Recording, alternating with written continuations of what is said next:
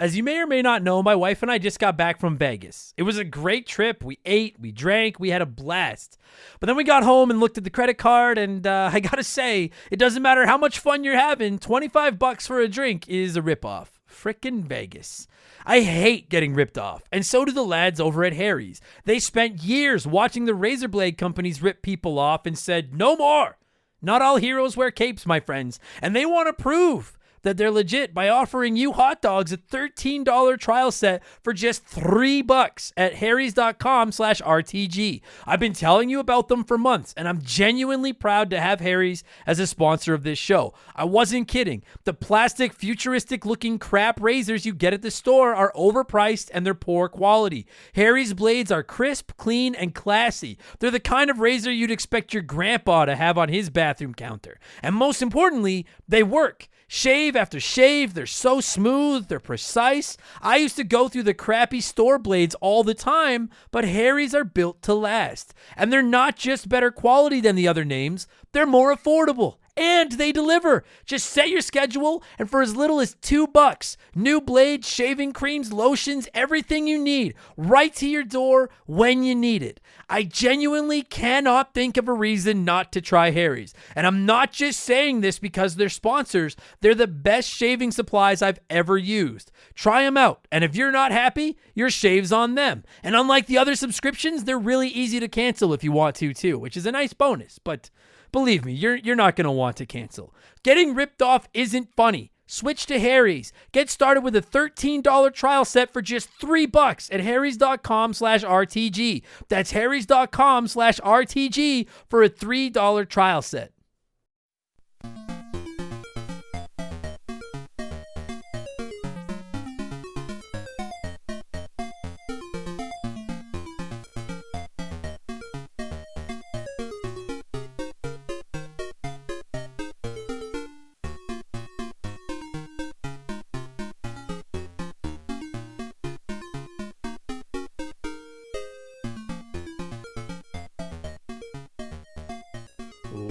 What's up, everybody? Welcome back to Remember the Game. It is my retro gaming podcast where every week a buddy of mine and I sit down and we geek out about the games we played back in the day. My name is Adam Blake. Thank you so much for listening to the show. And this week it is episode 238. And it's not only one of our stupid, sexy sponsored episodes where a listener went over to Patreon and said, hey, dipshit, play this game. But it's also a Remember the Game first. I think. We're going back to the Sega Master System. And I don't think I've ever played a Master System game before, aside from some ports. The game in question that we're talking about this week is Wonder Boy in Monsterland. And to be fair, I did play the port of it on the Switch that has a whole bunch of options and different like sliders and things you can do and shit like that. But at the end of the day, I guess it is technically the first Master System review here on the show. And it's very, very fun. It is tough as fuck, this game. I cannot beat it, but I am a Wonder Boy fan now. Wonder Boy, Wonder Bread, Wonder Woman. I like wonders. The sponsor this week is an OG around here. It's Mick G, longtime supporter of the show, and I'm glad he wanted me to play this game because based on the god-awful box art, I may never have touched it otherwise. And I love bad box art, Mega Man, looking at you, but yeesh, the Master System. I designed some of those covers. They're horrible. So I might have skipped it without that box art. And I'm glad that I didn't. And just quickly, every time I do a sponsored episode here on the show now, people will reach out and say, hey, how do I do one of those? Normally, it is a perk that's available over on Patreon. I have froze it right now because the queue of sponsored episodes has gotten to be too long. We have about 15 in the line in the queue. People have been waiting over half a year for episodes once they sign up, and I don't like the wait being that long. So eventually, it will be open again. I just need to get caught up a little bit first. And yeah, Wonder Boy is off the list. And if you've never played it, you play as this little Martin Prince-looking kid in his underwear, and it's a side-scrolling action game with some RPG elements. There's some randomness to it. Everything tries to kill you, including a clock that never stops.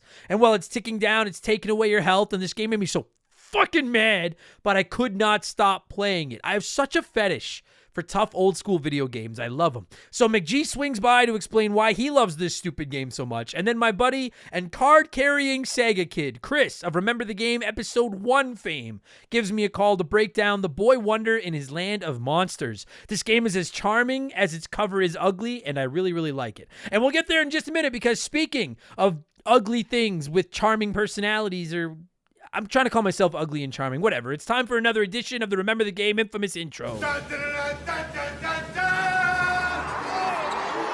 If you're new to the podcast, welcome aboard. Consider this your warning. Our intros are kind of long, but they're fun. We talk video games and stuff. It's good. It's good shit. And our intros are about 15 minutes shorter than Wonder Boy and Monsterland is. But if you do want to skip it, if you're just here for Wonder Boy talk, go about 30 minutes up the road. You'll hear the music. We'll be into Wonder Boy and bada bing, bada boom. I have to get my plugs out of the way. It's how we keep the bills on. We have merch. We have hoodies, t-shirts, coffee mugs, posters, all kinds of stuff.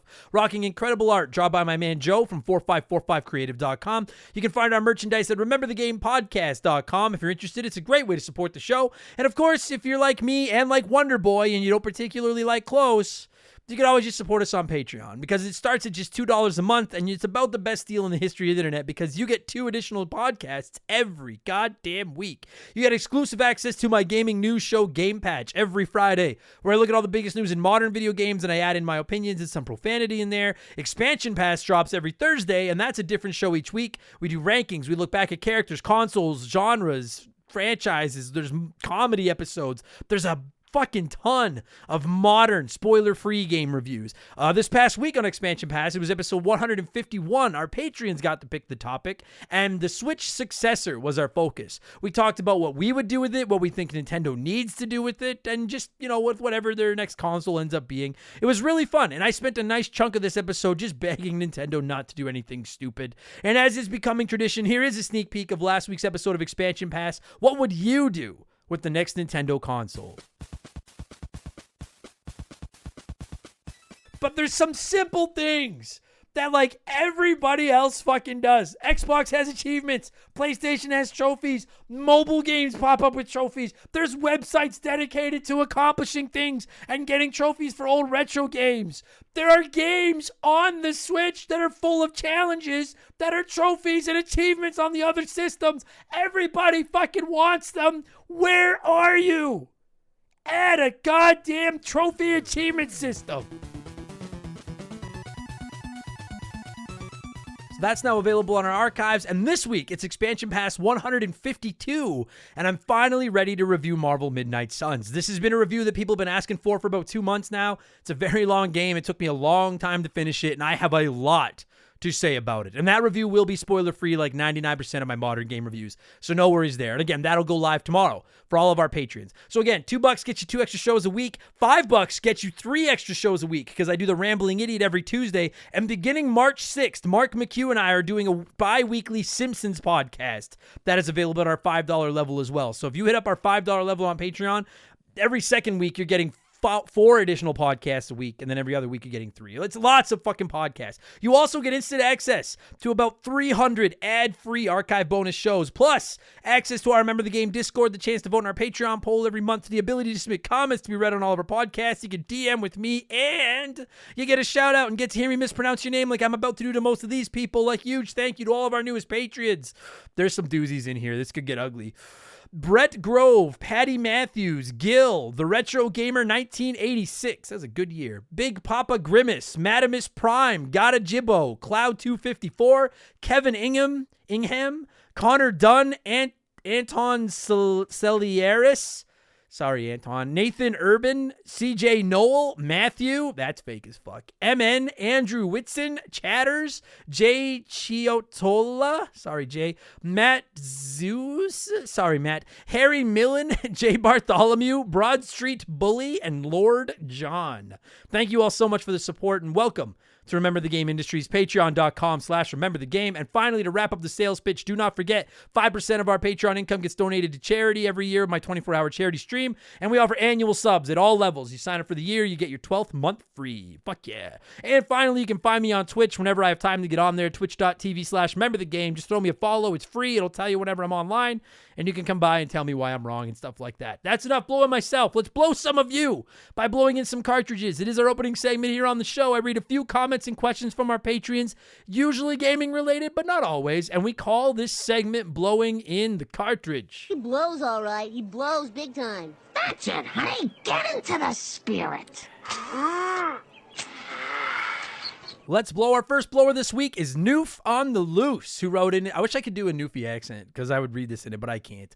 Currently playing Atomic Heart, and the story is really interesting, but the gameplay needs some refinement for sure. Is there any games you played for the story mostly and just slogged through the mediocre or bad gameplay? One that comes to mind right away for that, Noof on the Loose, is High on Life. I thought the gameplay in High on Life was fucking terrible. It was so boring and bland, but the game itself was fucking hilarious. So I kept playing it to see what it was going to say next. And you know what it's a franchise. It's not just one game. But you know what the other game I thought of is? And before when I say this, I know everyone's going to freak out. Listen, before you get mad, go back and listen to the episode we did about one of these games. I love these games. Kind of Mass Effect. And I know some of you are like, what? I love I think those are great games. Mass Effect 2 is one of the best games I've ever played in my life. Go back and listen to the episode, remember the game about it. I fucking love these games.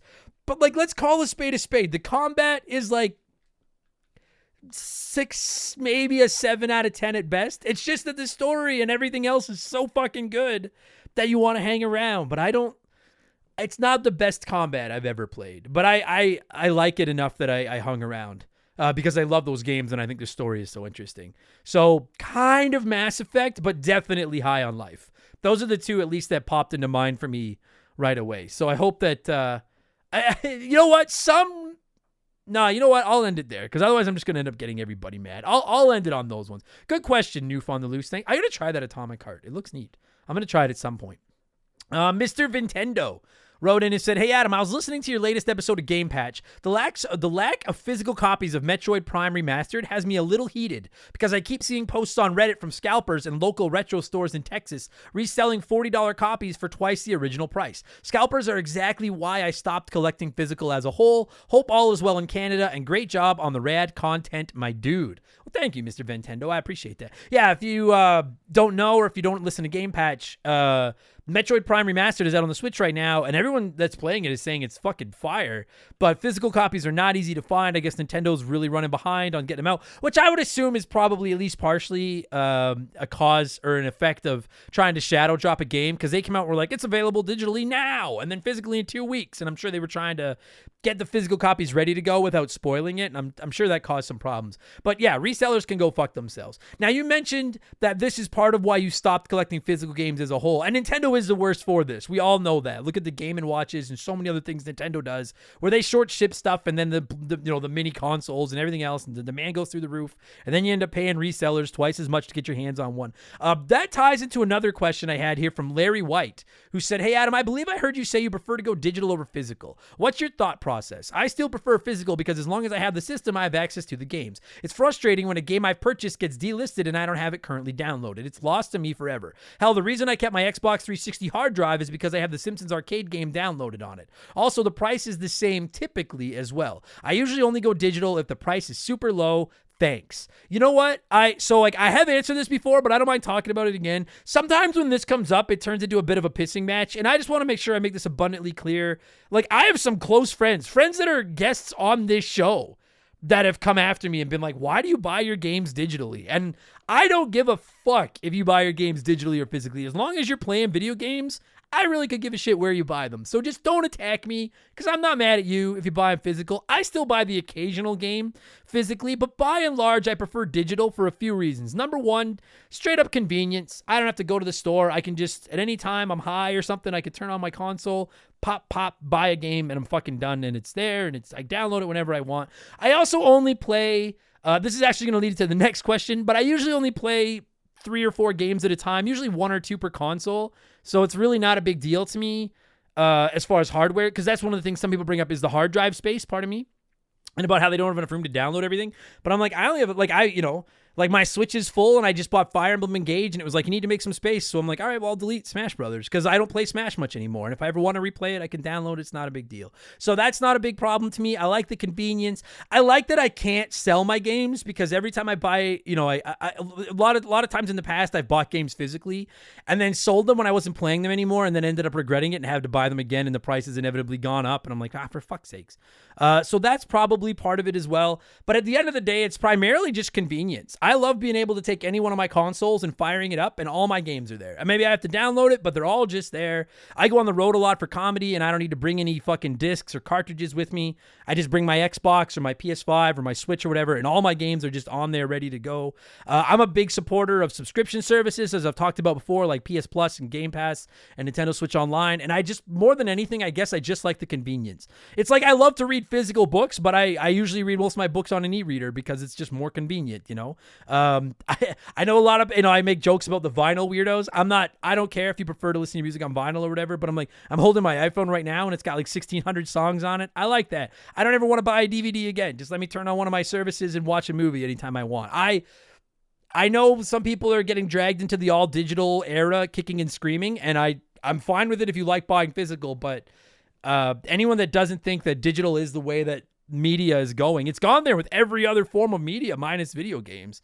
I think it's going to take a long time to get there with video games, but it is headed that way, and I've just embraced it. I don't have a lot of space. We live in a small house. I like the convenience. So I hope that answers your question, Larry White. BB, speaking of the games that I'm playing, BB wrote in and said, question, how many games do you play at one time? As someone who spent a decade just playing Call of Duty online and competitively, I'm now getting back into gaming, altering, missing out on all the other games. Currently, I'm playing the original God of War on PS2, Grand Theft Auto 4 on PS3, BioShock on Xbox 360, Inside for Xbox One, and most likely Uncharted 4 for PS4. And yes, I will even dabble in a Wii game this year too. I know this is way too much to take on, but I'm curious, how many games do you play at a time? I usually balance, over the last couple of years, I've kind of gotten to like a nice system where I usually balance four-ish. I usually have a couple of games, retro games on the go for this podcast, and then I usually keep a couple of modern games on the go for just trying to keep up with modern games. And I try my best to switch up the genres. Doesn't always work, but I usually try to give it a shot where I don't have more than one RPG and more than one shooter and, more than one platformer and stuff like that. And then I just kind of play. Well, I mean, during the day, whenever I have any time, I'm playing retro stuff for the podcast because it's work. At night, I can play retro if I want, or I can play something modern if I want to. And then I usually keep like one time sync game on the go too. Right now, it's been a lot of PGA Tour 2K23. It could be Mario Kart. It could be Left 4 Dead came back for a little while. It could be Tetris 99. I usually have one game that I just turn my brain off. It's why I don't play as many sports games as I used to, because there's such time sync. Same with like Minecraft and stuff. And I need to work on my backlog. So I usually try to balance 3 or 4. Yeah. I hope that answers. I guess that does answer your question, BB. But good for you on trying some old stuff. That's good shit. X-Jude said, "Hey, Mr. Blank, have you played many MMOs? As a 2000s kid, I grew up with some classics like RuneScape, Wizard 101, and the ones that Cartoon Network, Disney, and Nickelodeon had that I can't remember. Would you be open to an episode about an MMO at some point?" Probably not, X-Jude. And I don't mean to poo-poo on the MMOs for those of you that like it. I know Final Fantasy 14 is like a phenomenon right now.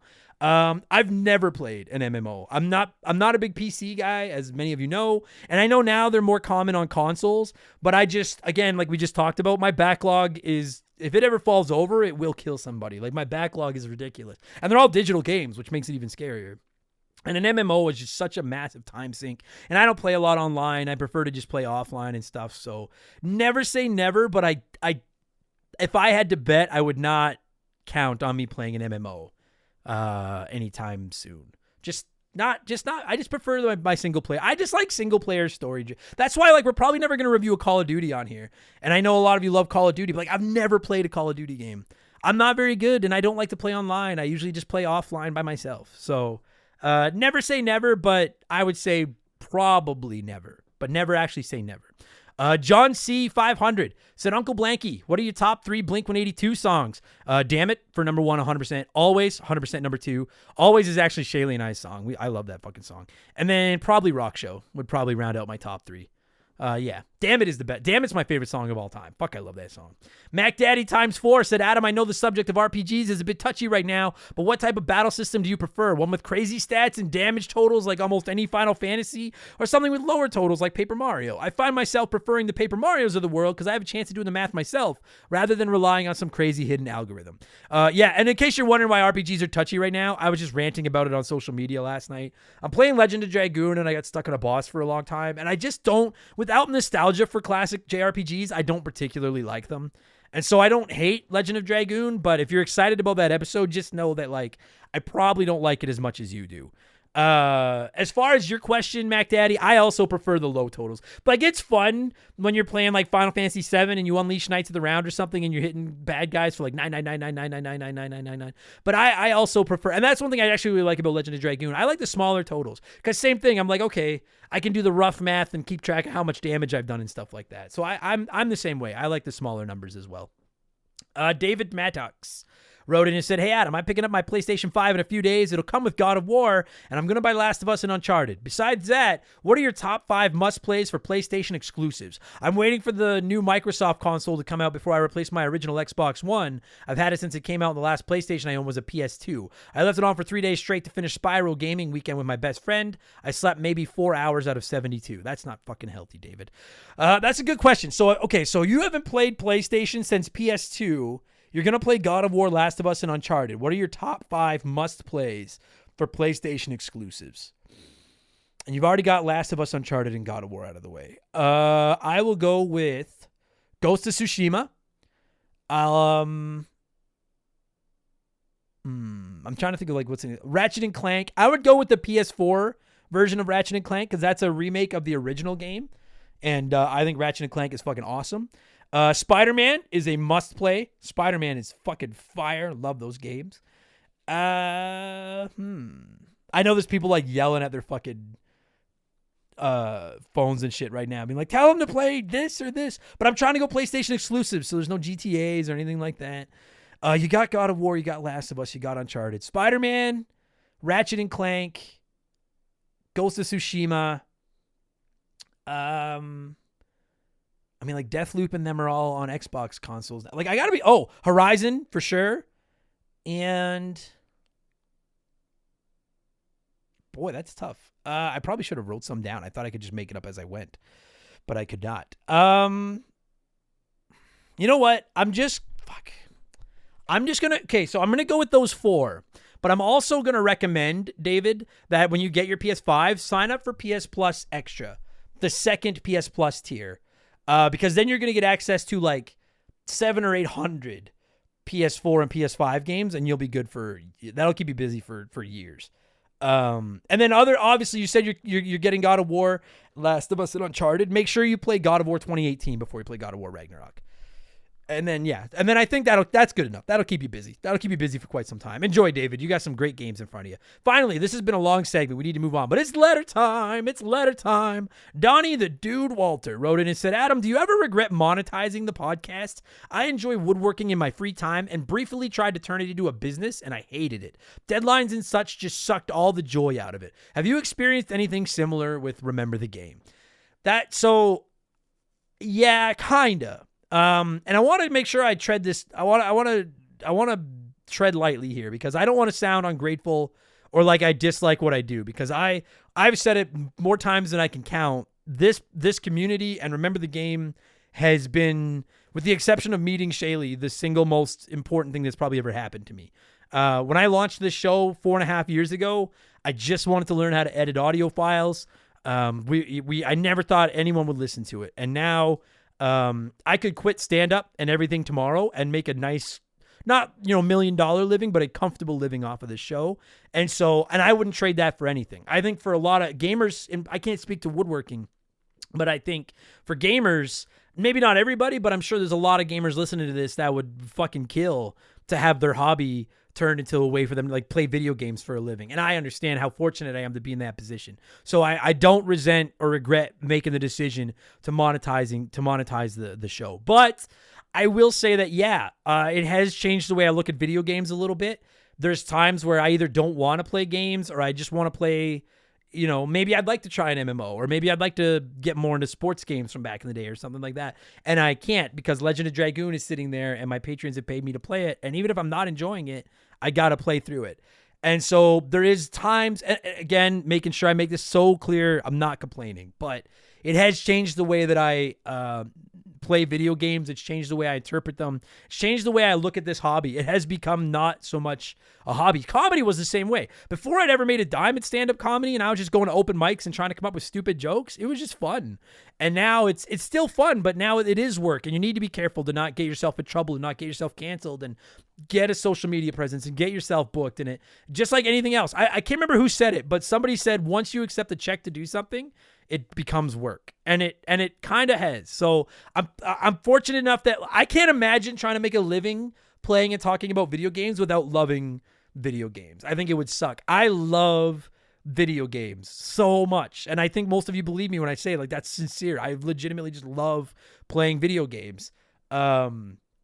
So I'm fortunate to be able to spend my time doing that now and talking about them. But it has changed the way I look at it, which is why I've tried to take on some other hobbies now. I've started watching a lot more movies, catching up on all the 80s and 70s and 90s movies that everybody always yells at me for. I'm finally starting to catch up on those. I'm reading more. I like to play chess.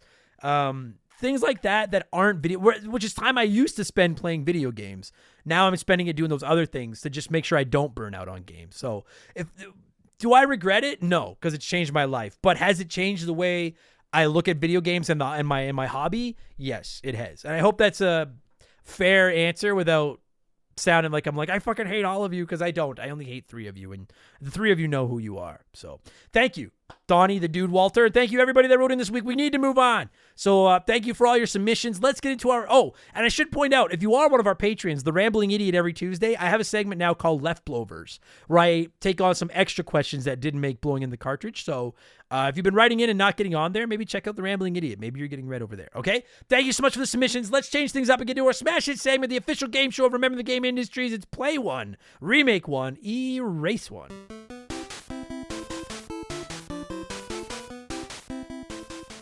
And a huge thank you to Classic Concentration from the NES for unknowingly providing us with the theme music for the show. The rules are simple. Every week I give our listeners 3 retro video games. They can play one as it is, remake one as a modern game, and the third is erase from time forever. And as always, there are no wrong answers, but there is a right one. We'll get there in just a minute. This week I went with 3 seemingly well-received Master System games. We have Marble Madness, Alex Kidd in Miracle World, and Golden Axe Warrior. And 43% said play Marble Madness, remake Golden Axe, erase Alex Kidd. No other combo cracked 20%. I like it when the voting is close. This one was not close. That was the runaway answer. So let me see what a few of you had to say here, and then I'll tell you what the right answer was. Paul Protus wrote in and said, play Alex Kidd because I've always found it to be a lot of fun. Also, it's only been a few years since Alex Kidd DX came out, so it doesn't need a remake. Remake Golden Axe because, well, I've never played the Master System one. I do enjoy the Mega Drive/Genesis version. And erase Marble Madness because I don't really know anything about that game. There's not much to know, Paul. They're marbles and they're mad. At least I'm assuming. I've never played Marble Madness, but I assume it is about angry marbles. So if you're not turned on by anger in marbles, then that's a good call to erase it. Fair enough. Solid logic. Good start. Doug Walsh wrote it and said, first, we have to tip our caps to the most recognizable, beautiful box art theming of all time. Long live the grid. I love if you've never seen Master System box art, everybody look it up. It literally looks like it's just drawn on grid paper. It's fucking awesome. Doug says, having owned all of these games as a young lad, we must play Alex Kidd because rock, paper, scissors is a woefully underutilized battle mechanic. Also, the recent remake was infuriatingly hard. Stick with the original. We will remake Marble Madness because analog controls will be a substantial improvement and allow for far greater diversity of levels.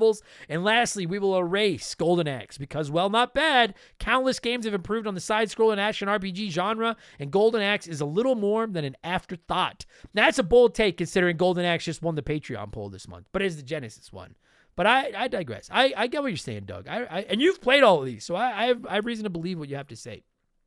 Mike Dobson said, play Marble Madness because it was basic but fun for what it was. Remake Golden Axe because it could be an awesome multiplayer game on the current gen systems, and literally every other game is getting an awesome remake, so continue the trend. And then erase Alex Kidd because the conversation of, hey, have you played Alex Kidd? It's awesome, has never happened. So bye-bye. That fucking made me pop. When I was reading the comments this week, I said, Mr. Dobson, you just got yourself a spot on my show. Hey, have you ever played Alex Kidd? It's awesome. Has never been said. fucking love that comment. I'm not even dissing Alex Kidd. I just think it's funny.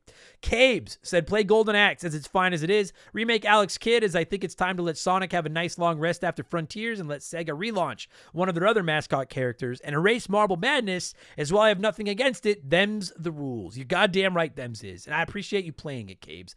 And yes, Sonic deserves a long rest after Sonic Frontiers. That fucking game.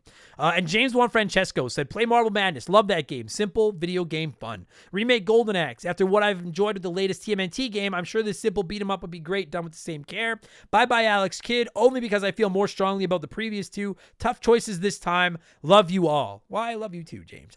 We need more love in this world, so good answer. I'm actually going with the vast minority this week. 6% of you voted the way I did, including Alex Gonzalez, who said, remake Alex Kidd because Alex's rule. Erase Golden Axe. Great game, but plenty of other good brawlers already out there. Play Marble Madness. Analog controls will make it easier and tarnish its fuck you legacy. Hit up Super Monkey Ball if you need your analog marbles tickled. I like that. I like that analogy a lot. Yeah, I myself would play Marble Madness because I never have it. It just looks really fun. I've always wanted to play Marble Madness. I will play that one eventually. I'm going to remake Alex Kidd because, quite frankly, it just looks more fun to me than Golden Axe. And then I'm going to erase Golden Axe Warrior because I'm sure it's fine. And like I said, the Genesis version of Golden Axe just won our Patreon poll, so I will be playing that in the next, I don't know, whenever I get time to it. But it does just kind of look like another beat-em-up. And sure, beat-em-ups are great, but we have lots. So I don't know. I can live without. As long as I have Streets of Rage, I can live without Golden Axe. Anyway, thank you everybody for playing along. As always, we need to keep this show moving. I'm going to tell you what I've been playing over the last 7 days in just a moment. I need a drink of water, so I'm going to pause for a quick word from one of our sponsors. This show is sponsored by BetterHelp. Everyone that listens to this podcast knows about our illustrious CEO, my dog Molly. But the other silent partner behind the scenes is my wife. And let me tell you, my friends, a 17-year relationship with another person that has to talk to and live with you is a lot harder to maintain than one with a dog. We've had our ups and downs, and as you all know, a relationship isn't all sunshine and rainbows. They can be a lot of work. You get out what you put in when it comes to relationships, and talking to a therapist can be a fantastic way to put in some work. They can help you work through your issues, learn to communicate better, and even just provide you with an ear to bend when you need it. I've talked to my therapist about my relationships, especially when it came to my stand-up comedy career and how much I was away from home, and they helped me work on ways to keep my relationship strong even when I was out on the road.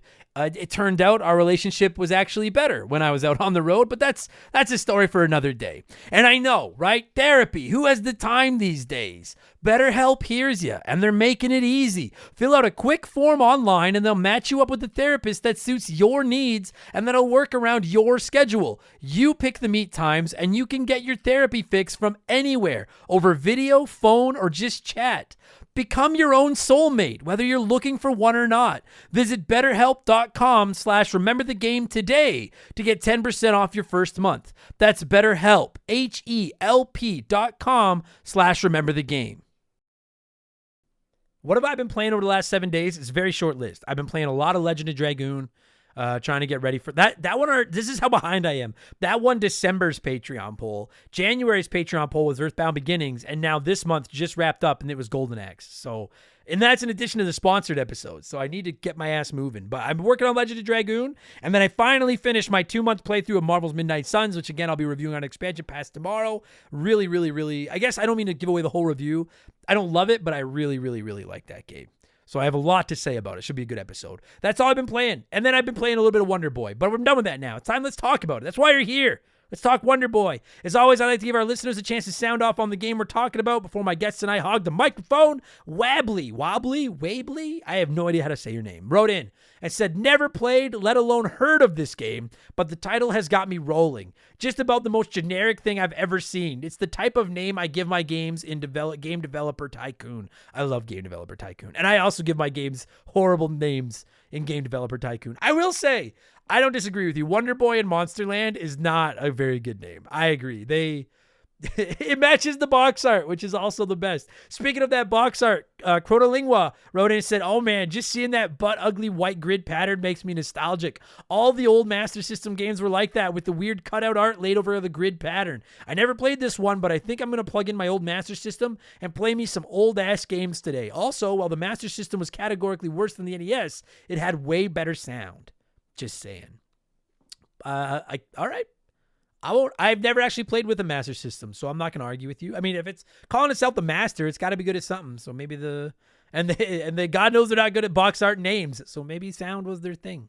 Lord Finish said, "Oh boy, do I love this game. Back in the day when I was about to get my very own console, I wasn't sure if it was going to be an NES or a Sega Master System because my parents weren't super rich and I thought that a Nintendo cost millions and Sega was the cheap alternative. Anyway, I ended up getting a Nintendo, but one of my friends had Sega and this was the Sega game. I can't even name another game from the Master System library, but this game was so good that I thought it had been okay if I'd gotten a Sega instead of Nintendo. Thank God I got the Nintendo though. Otherwise, I probably would have ended up becoming a Sega Saturnian, and we couldn't have had that Lord Finish. That would have been a tragedy. You know what? Yeah, I only knew one person that owned a Master System, and I never saw them play it, and I never played it. So I'm not even dunking on it. It's just, yeah, it's Nintendo fucking blew up. Apparently not everywhere. Raging Demon wrote in and said, the Sega Master System was so underrated where I grew up in Perth. It was more popular than the NES, and we loved playing the Wonder Boy games. Angry Adam will come out for the later part of this game. Wonder Boy 3, The Dragon's Trap, and Wonder Boy and Monster World are some of the best games of their respective generations. Hopefully you'll play those someday, mate. I will 100%. And Angry Adam didn't come out only because I never got to the later part of this. I could get about 2/3 of the way through. And I never got that mad because I liked it, but I could not beat it. And Raven wrote in and said, this is a great Sega Master System game. The final level, being essentially a maze, is very frustrating, however, when the game over means starting again from the start. And yeah, Chris and I in particular get into that. McGee is going to weigh in on that as well. I never got to that final maze, and I'm glad I didn't because I think it would have just pissed me off. Let's talk. You're all here for it, right? I've killed enough time. Let's talk Wonder Boy and Monsterland. I'm going to cue up some music. There it is. And when it stops, first McGee, who sponsored this episode, is going to come by and explain his love of Wonder Boy. And then my buddy Chris and I are going to sit down and have a nice long chat about Wonder Boy and Monsterland, which originally released on the Sega Master System in 1988. I have no fucking idea when because Wikipedia doesn't know either, all right? Enjoy the podcast, everybody. Let's go.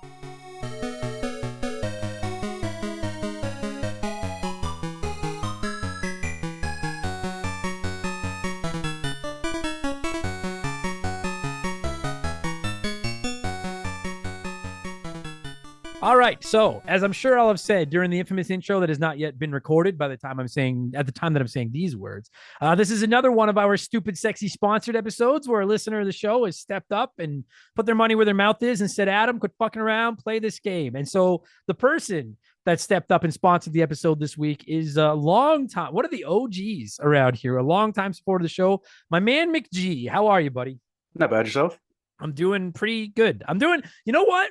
I'm doing good considering the fact that you've just made me take the last 2 weeks of my life to play Wonder Boy and Monsterland. And I like this game. I don't want to sound like I'm dunking on it. I like this game. But you kids that grew up with this fucking game, like you're a different breed. This is a hard game, sir. What the fuck? Holy fuck. Yeah, it's definitely hard. And to top that, when I first started playing it, it was on the arcade. It wasn't even the console version. Right. So I dumped quarters, so many quarters into this game before I got it on my Master System. It's fucking insane. So I'm going to let y'all know, if you've never played this game, we're going to get more into because I want to know why you like this game so much and your memories of it and stuff. I just want to say, I played it on the Switch and I don't know if it's like a a collection kind of version. And there's all kinds of cheats where you can carry over your items from run to run, or you can continue as much as you want, and it looks a little different from some of the other versions. But at its core, it's almost, this game is almost like Zelda 2 is a platformer that you beat in 45 minutes. You just run through, you can upgrade your armor, upgrade your magic, get different items, and it's just tough as fuck. Jesus Christ. So I want to know, you need to really plan your strategy out with this game. Fuck yeah, you do. And that's what I've been learning is that I don't know if it's completely random, but I know, or it's completely set, but I know there's a lot of preset, this is where gold is going to be. This is how much money you're going to have when you get here. And so it does kind of that was one of the things about it that fascinated me, was that as you're playing through the game, you start out as this naked little chubby Martin Prince looking boy. You're just this kid standing there in his underwear. Yeah. And then this guy is like, hey, here's his sword, go save the world. And then you go off. And then as you collect money, like you said, you can spend it on various levels of armor, various levels of shields, various levels of shoes that'll make you platform better. You can buy magic, you can pay to upgrade or to heal. I mean, and you have to decide where's your money best spent. And I have to assume there's not one set strategy. It kind of just comes down to like what works best for you and your play style. So I'm gonna stop talking because I'm gonna talk later. I want to know, first of all, the fuck at why? Like, did you play this growing up? I assume you did. You said on the arcade. I want to know what your history is with this game, and I want to know and be honest. Can you beat this game fair and square? Okay. All right. So I moved around a lot as a kid, but there was this one comic shop I used to always visit, and they had two arcade machines in there. One was Ghosts and Goblins, the other one was this, and I would dump quarter after quarter after quarter into what a sadistic pairing of arcade. I know, eh? Jesus Christ! Where's Pac-Man when yeah, you that comic shop owner must have been a special human being. Oh, he tore the wings off flies. Without he knew how much money he was making off those two machines. No doubt. So then my first console that was mine was a Sega Master System, and there was one movie rental place that had Sega Master System games. So I used to ride my bike down there with my allowance, and I would rent this game and rent this game and rent this game, and then eventually I got it.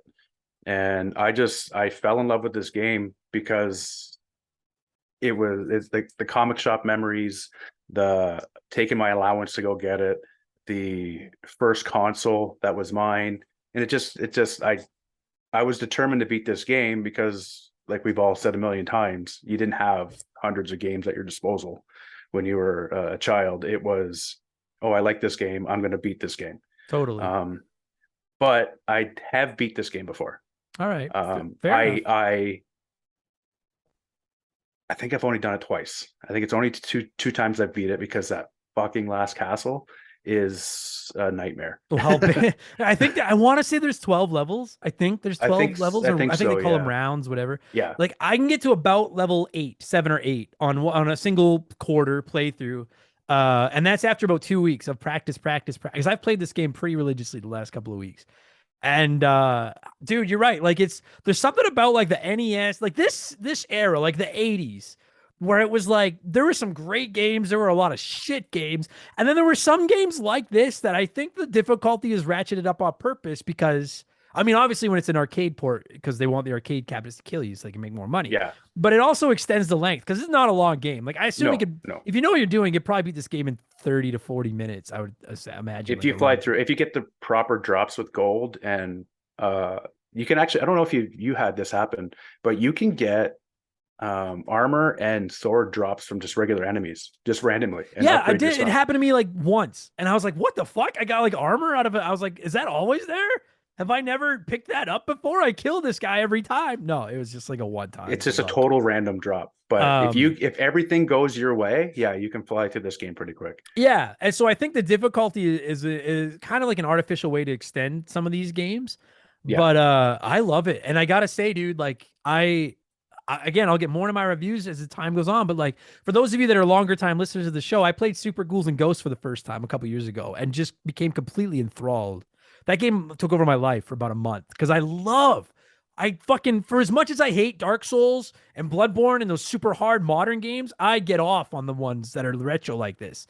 And playing this game, I was like, where's this game been all my life? I hate it and I love it at the same fucking time because it hurts me.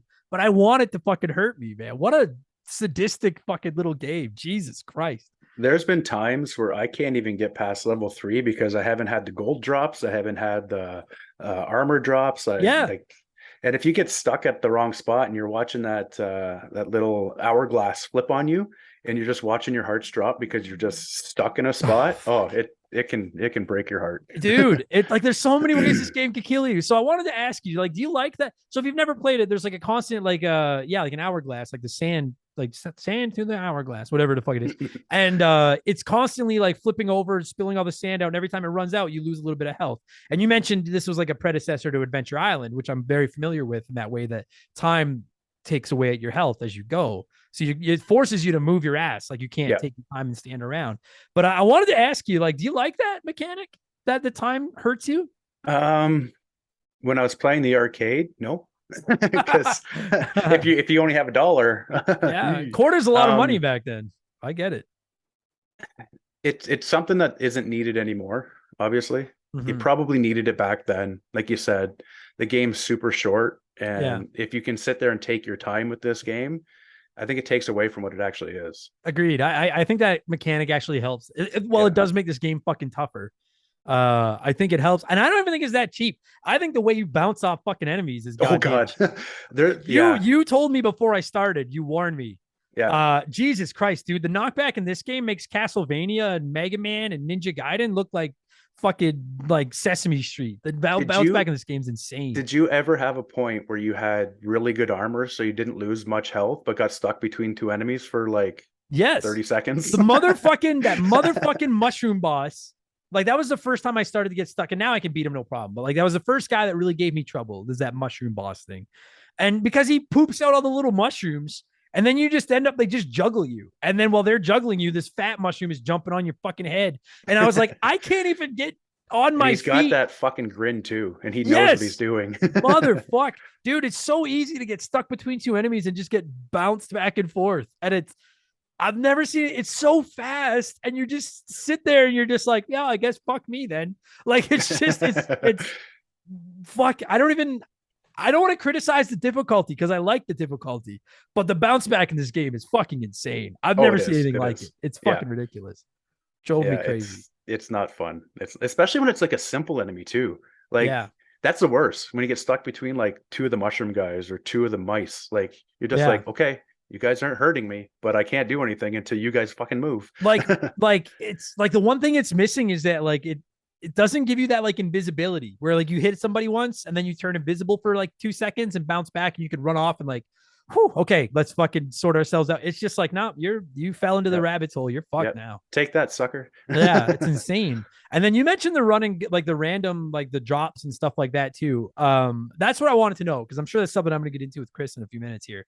Like, what is your optimal? What's your priority when McGee sits down to play Wonder Boy? You can upgrade armor, you can upgrade magic, you can upgrade shoes, shields. Where's your money best spent?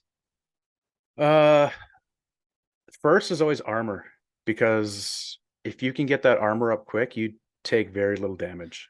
But okay, so like, because that's what I was doing. But like, so do you settle? Because like, usually when I get to the first armor shop, all I can afford is the pink armor, which again makes him look like Martin Prince. It's sharp looking armor, but I can only afford like the cheapest armor because I haven't made enough money to buy the more expensive one, and I usually don't have enough by the time I get there. So do you buy the cheap armor, or do you just try to power through with no armor until you get to one of the places where you can buy better stuff? So I buy the cheap armor first because you always have the two options, right? You always have the cheaper one and the more expensive one. Yeah. So if you buy the cheaper one first, the next armor shop you go to will be the one that was there plus the one past it. So now you can start saving your money to get the one that's past, like the I guess the third. I never even thought of that. So if you buy like the level 1 armor, then the next armor shop will instantly, the level 2 armor that you couldn't afford when you bought the level 1 armor is now the cheap armor, and then the level 3 armor is sitting there as well. Yeah. Oh, that's clever. I like it. Did you find that gold right at the beginning? That's at the first tree that you stand past? Yeah, I think so. Okay, because a lot of people miss that one. How much was it? It's like it changes every time, right? The gold's never the same, but it drops like 3 or 4 coins.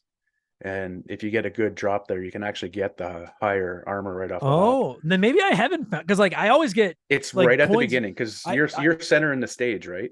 Yeah. And then it's got the building where you get your sword. You get your sword, yeah. And there's a tree right at the very beginning. Oh yeah, I run back to that tree. Yeah, I run back. It's just usually I end up getting like $5 out of it. Or something. I've seen people like online playing it because I was kind of watching some run throughs and stuff like that to get refreshed as well. I watched a guy get like 100 and some odd gold coins dropped right off the hop. Jesus. I'm like, what the fuck is this? That'd be a godsend, because like it's like this whole game, like this game is just constantly just everything's fucking hurting you. You're bouncing back. The timer running down is trying to kill you. And so like you have to fucking move your ass. I can't fathom what a frustrating game this would be to speed run. Because you're so dependent on what you're getting dropped and if you can afford the right supplies and stuff. Actually, the first time I beat the game, it was because of the random drop, and it dropped me a potion. So I had used basically your life, right? Your second life. Yeah. And I was like, I had that stupid noise when you're almost out of hearts that irritates the hell out of you. Yes. And then I was just killing some of the enemies and it just dropped me a potion. I was like, oh shit, this is a game breaker right here. This is new. This is dude, like, so if you've never played this game, you have one life. That is it. But you also get at the very beginning of the game, you get a sword and you get a potion. And that potion is like a 1-up. So you have a second life. And then once you lose it, you're fucked. You're on your one life. And then you get a very once in a great while, someone will drop one, or else that level I was telling you about before we started recording, I think it's level 7, where it's just like a town full of buildings and then these stupid mice that rip through so fast that you can't react to them. There's a store there that sells a potion for $100. And the first time I saw that was the first time I'd seen a potion other than the one I get at the beginning of the game. And I almost cried. I was so happy. I was like, I can get another potion. My God. Like, there is a couple stores further on too that sell potions. I'm sure there have to be, I know one of them, I'm pretty sure one of them is a hidden door, if I remember correctly. Okay.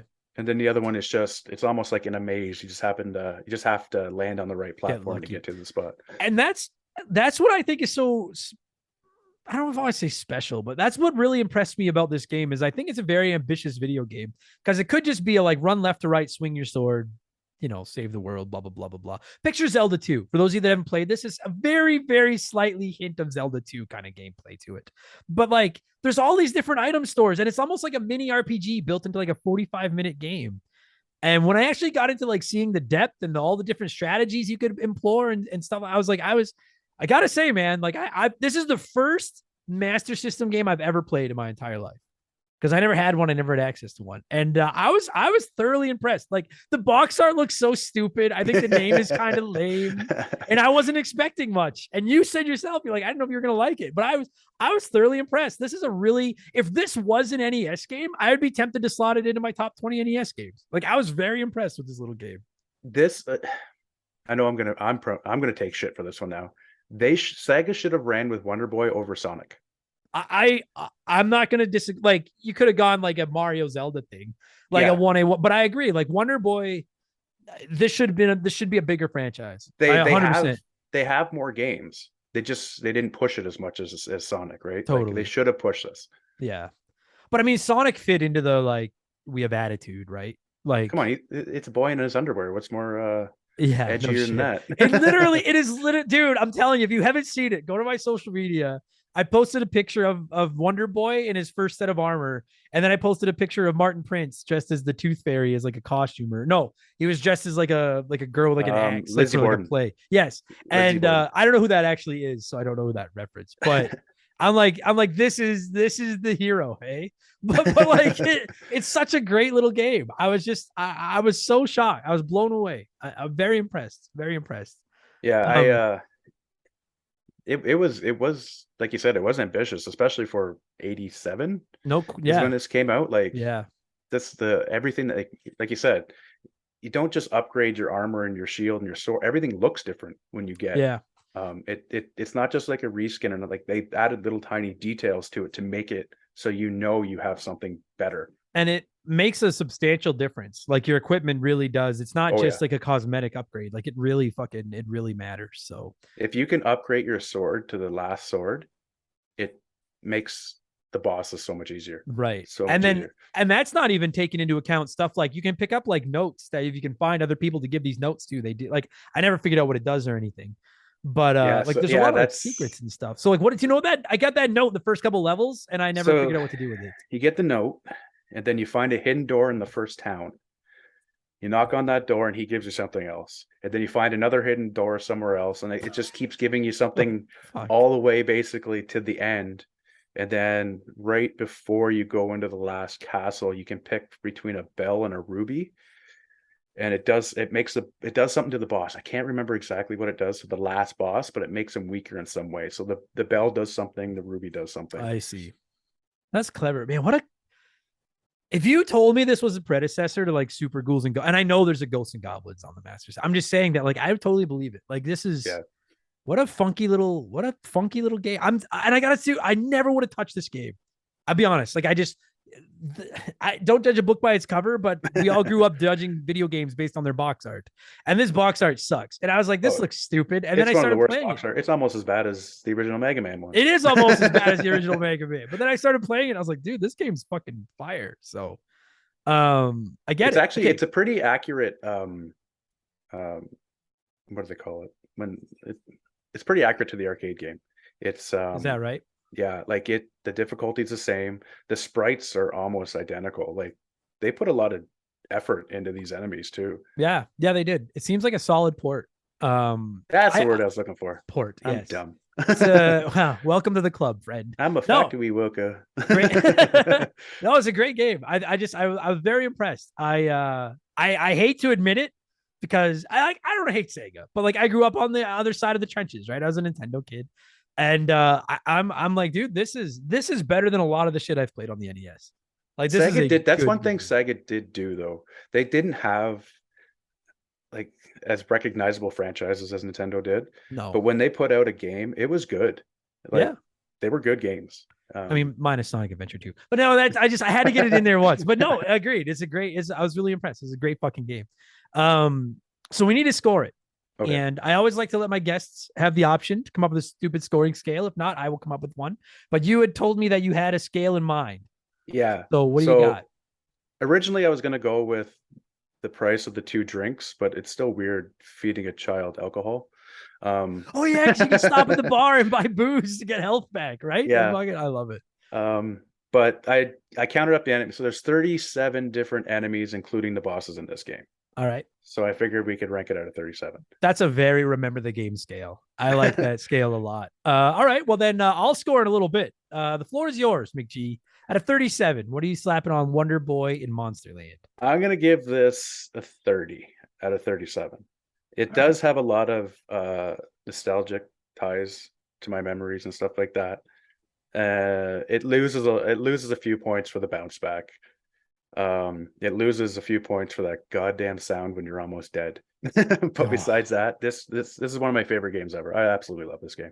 Yeah, it's fire. I'll warn you right now, like it's gonna get a good score from me. Nostalgia is a powerful drug, but I have no nostalgia for this game. And I'm like, it's getting a decent score out of me. Like I guess I'm just a fucking sicko for these tough old games. I love them. I don't know. I'm glad you enjoyed it because I was worried. No, dude, I've played much worse than Wonder Boy and Monsterland. This game's the shit. I enjoyed it a lot. So, listen, dude, we're gonna queue up some music and then I'm gonna switch over to talking to Chris and basically just talk about this game some more because that's what we do around here. But dude, thank you so much for all the support. You've been around this community since like the early days. So I appreciate the support. And I also appreciate your patience because I know this took a long time. And thank you for introducing me to Wonder Boy. I'm a fan now. You got to try all the other ones now because there's a whole bunch of other ones you got to try now. Are any of them better than this? Monster World is probably the best one. Okay. I'll remember that then. I'll put that on the list. I remember I had to ask you before I started playing. I'm like, am I playing the right one? Because there's a lot of these. And you're like, yes. So, all right. I'll keep that in mind. Dude, thank you so much for doing this, man. It was really fun. Thank you. I had fun. This is awesome.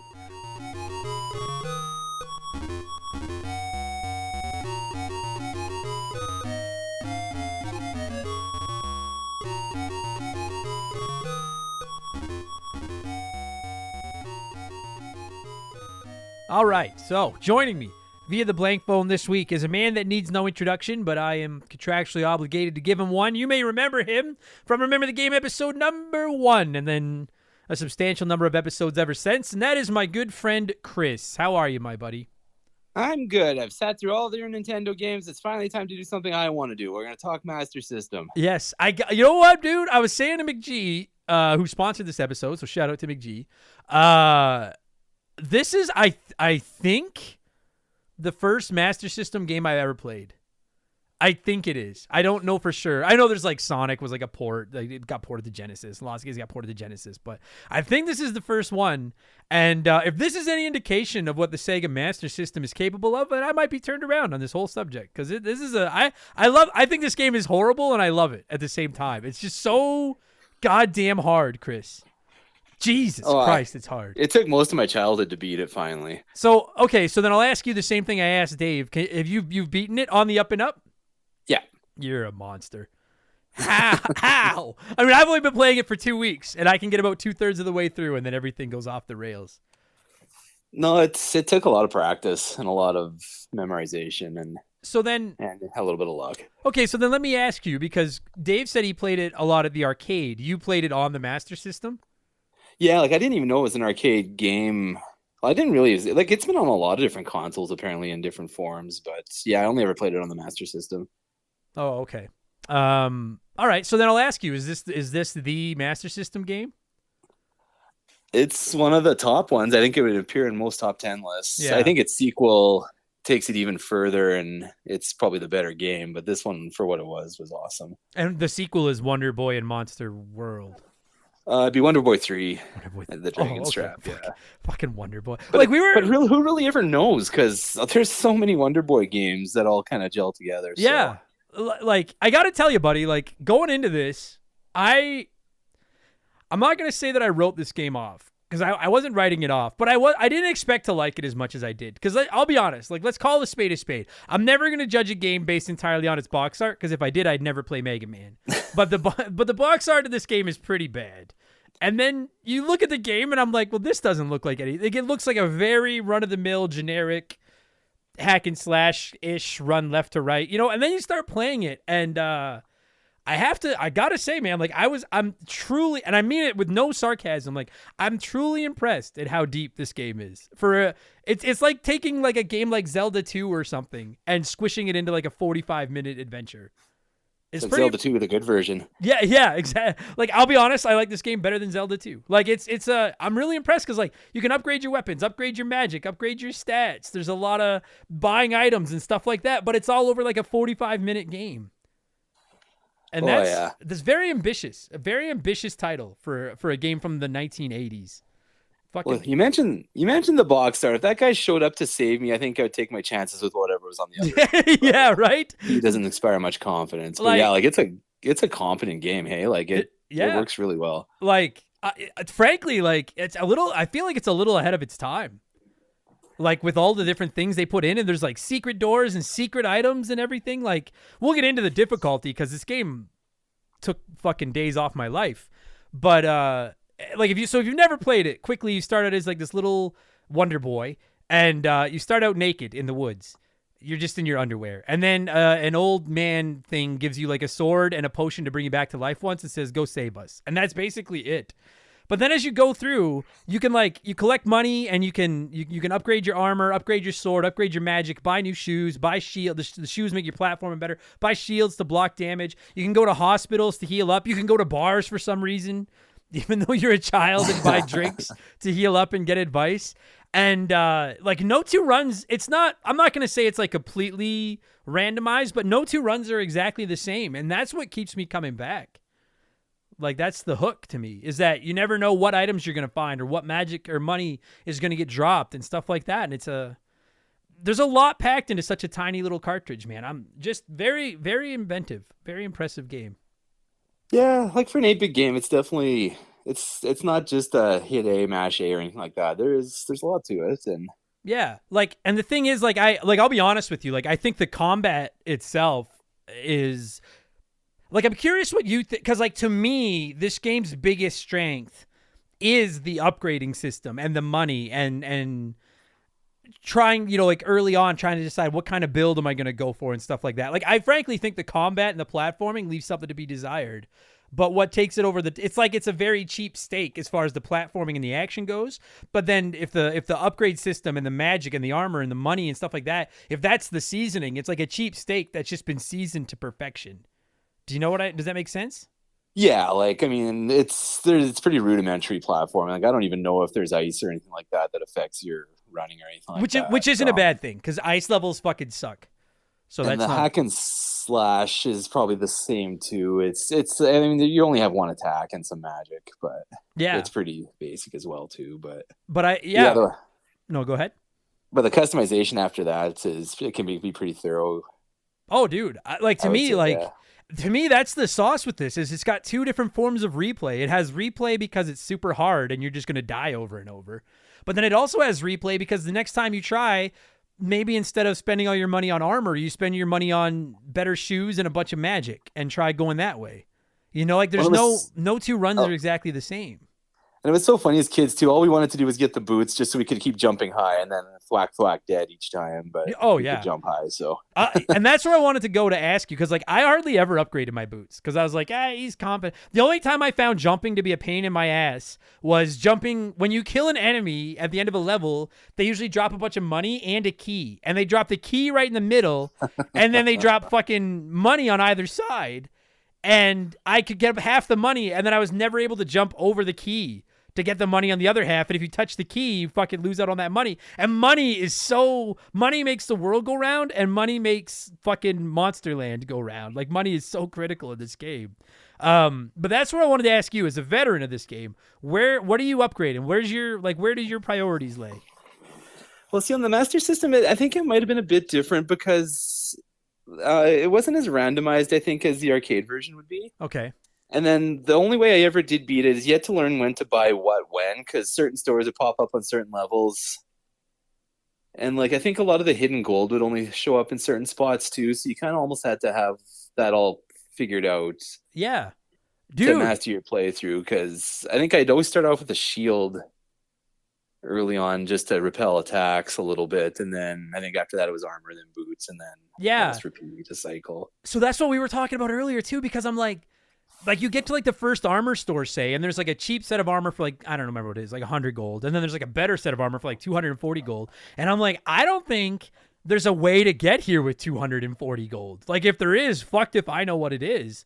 And so you're right. Like, especially in the beginning, it's kind of like their first like 20, 30 runs, you're just kind of figuring out the controls and the lay of the land because the enemies never change and stuff like that.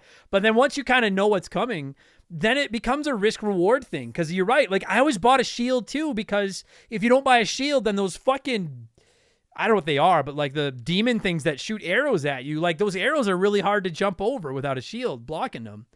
But if I could get through there without buying a shield, then I would have so much more money to buy better armor when I got to an armor store. So it becomes like a risk-reward thing that I kind of admire it, frankly. It's frustrating as fuck when you take a risk and it doesn't work. But I like the concept of that system. So you always bought a shield too, then. That makes me feel better. Yeah. Okay. For sure, yeah. I tried so hard. Because that's the other thing is like, you have one fucking life. Minus the potions. And the whole time that you're playing, that goddamn sand hourglass is counting down and taking away your fucking health. So you can't even go slow. It just, fuck. Everything in this game fucking hurts you. Like, if you breathe wrong, it fucking hurts you. Oh, yeah. Like, it sets you up almost for fail because, like, you can't sit and farm gold or else your health's ticking down. Yeah. And like, you go ahead. I was just going to say, and like at least the version I played on the Switch, most enemies don't drop gold when they fucking rejuvenate super fast. But then after the first time when they might have dropped gold, now they just drop shit that's worth points, which are fucking useless. On the console, if you have the points, I think eventually you get more hearts. Oh God. Okay, that would make sense. Cause like, you're right. And even if they dropped gold, like you said, you can't stand around. Like it's such everything in this game, and it's not a criticism. But everything in this game is like working against you. It's like you have a finite amount of gold and you need to upgrade your shit or you're going to get killed super fast. And you only have one life, so you can't even risk getting killed. But if you spend your gold on upgrading your equipment now, you can't afford the better equipment later. But if you try to go without the better equipment or the cheap equipment now, you're going to lose all your health and die before you get to where the good equipment is. And you can't take your time and crawl through because the whole time you're going, the fucking clock is counting down and hurting you. And it's just, this game is just giving it to you from all angles. It's like, I was saying to Dave, like to speedrun this game must be the most frustrating experience in the world. Like, yeah, like I saw a playthrough, I guess, to kind of refamiliarize myself with this too, and like he must have practiced a lot because he didn't get hit much, but he still upgraded his equipment just so that when he did, it didn't like level his health out. Right. Oh my God, it's fucking just fucking vicious game. What do you think of the one life system? Like I think the version you played, you said you got continues, right? Well, okay, so I think the version on the Switch is like the arcade one because when you die, if you want to, it says insert a credit to continue. And then I can pick up at the level I'm at. So sometimes I would play that way, and then sometimes I would play it on the up and up where just I had one run, and if I died, and that was it. But it does give you the option to, yeah. Yeah, I don't think console had continues. You had your potion that filled your health up again, but after that you were done. And by the time you got to Endgame, which had a very, very, very frustrating final level, that's where the one life system would really become a bit of a piss off. Yeah. Like I can only speak to the version that's on the Switch, but I highly recommend if someone listening to this is interested in trying this game. I mean, I guess there's something to be said for playing it natively on the old Master System or whatever, but I highly recommend this one because if you want to go the original version and just go with like one life with one potion and then that's it, then you can. If you want to keep continuing, you can. You can turn on modes where your equipment carries over to a new game. So you start a new game with whatever armor and sword and shit you had. Which makes it like, and I tried it in every different way, and I think I could have beaten it that way if I tried, but I wanted to beat it on the up and up, and I could get to about level 8 of I think 12 on a straight run, and then I just couldn't get any further. Like not only is the game hard, but the difficulty spikes from level to level are fucking insane too. So it sounds like yours is more arcade hard, where it's meant to make you put more quarters in, whereas the console one was just kind of hard in general. Yeah, I think it is for sure, but it doesn't mean it's bad.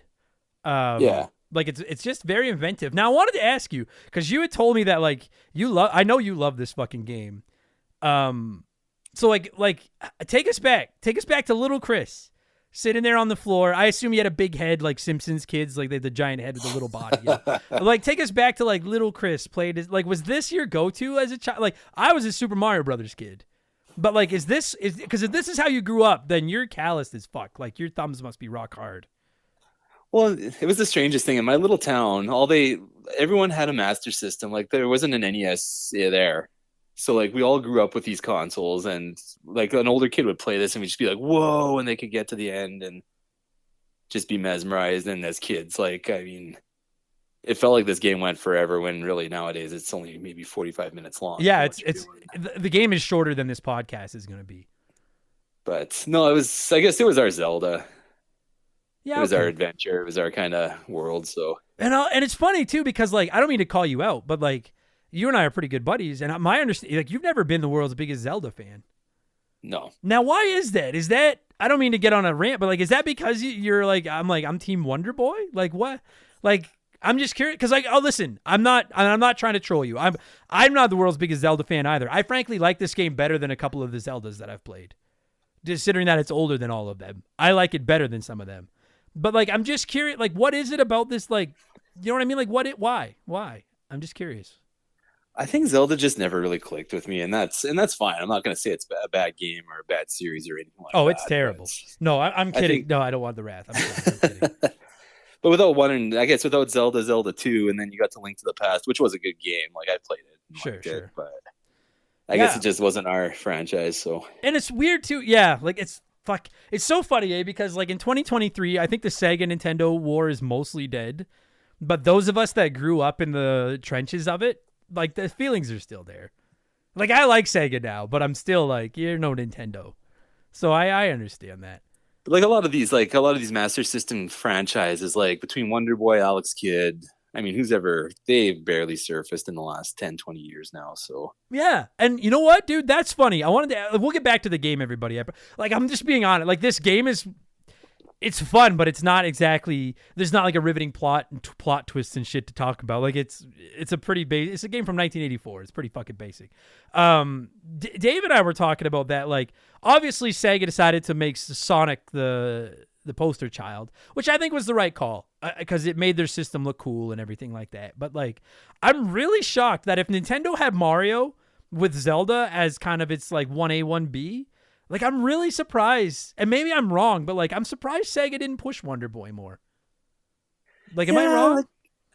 I'm not too familiar with because Wonder Boy and Adventure Island are kind of the same game but different skins, and I'm not sure the history behind it, but yeah. Like, I think that kind of, I don't know if Wonder Boy was even Sega's truly or anything like that, but Alex Kidd, I think, was supposed to be the mascot, and he kind of got shoved aside for Sonic. Like, okay, so I've never played Alex Kidd. Like, is Alex Kidd better than Wonder Boy?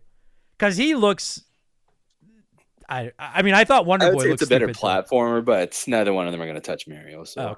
Okay. See, now it's funny you say that, though, because, like, in some ways, I think this game stands up against Mario, like Wonder Boy and Monster Land. In some ways, I think the combat and stuff leaves something to be desired. But again, I can't get over how.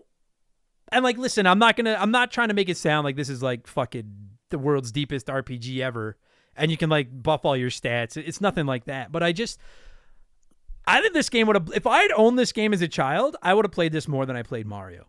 Because there's just something about that, being able to upgrade all your different abilities and play it in different ways. Like in Mario, you had a mushroom and a flower and a star, and that was it. And in this one, you're like, I'm not even going to worry about magic. I'm just going to buff all my armor. Or like you said, I'm going to buy all these shoes and platform like a motherfucker, and I'll just try to dodge all the damage. Like, or you're like, I'm going to load up on armor and just be a tank, and I don't care about using magic.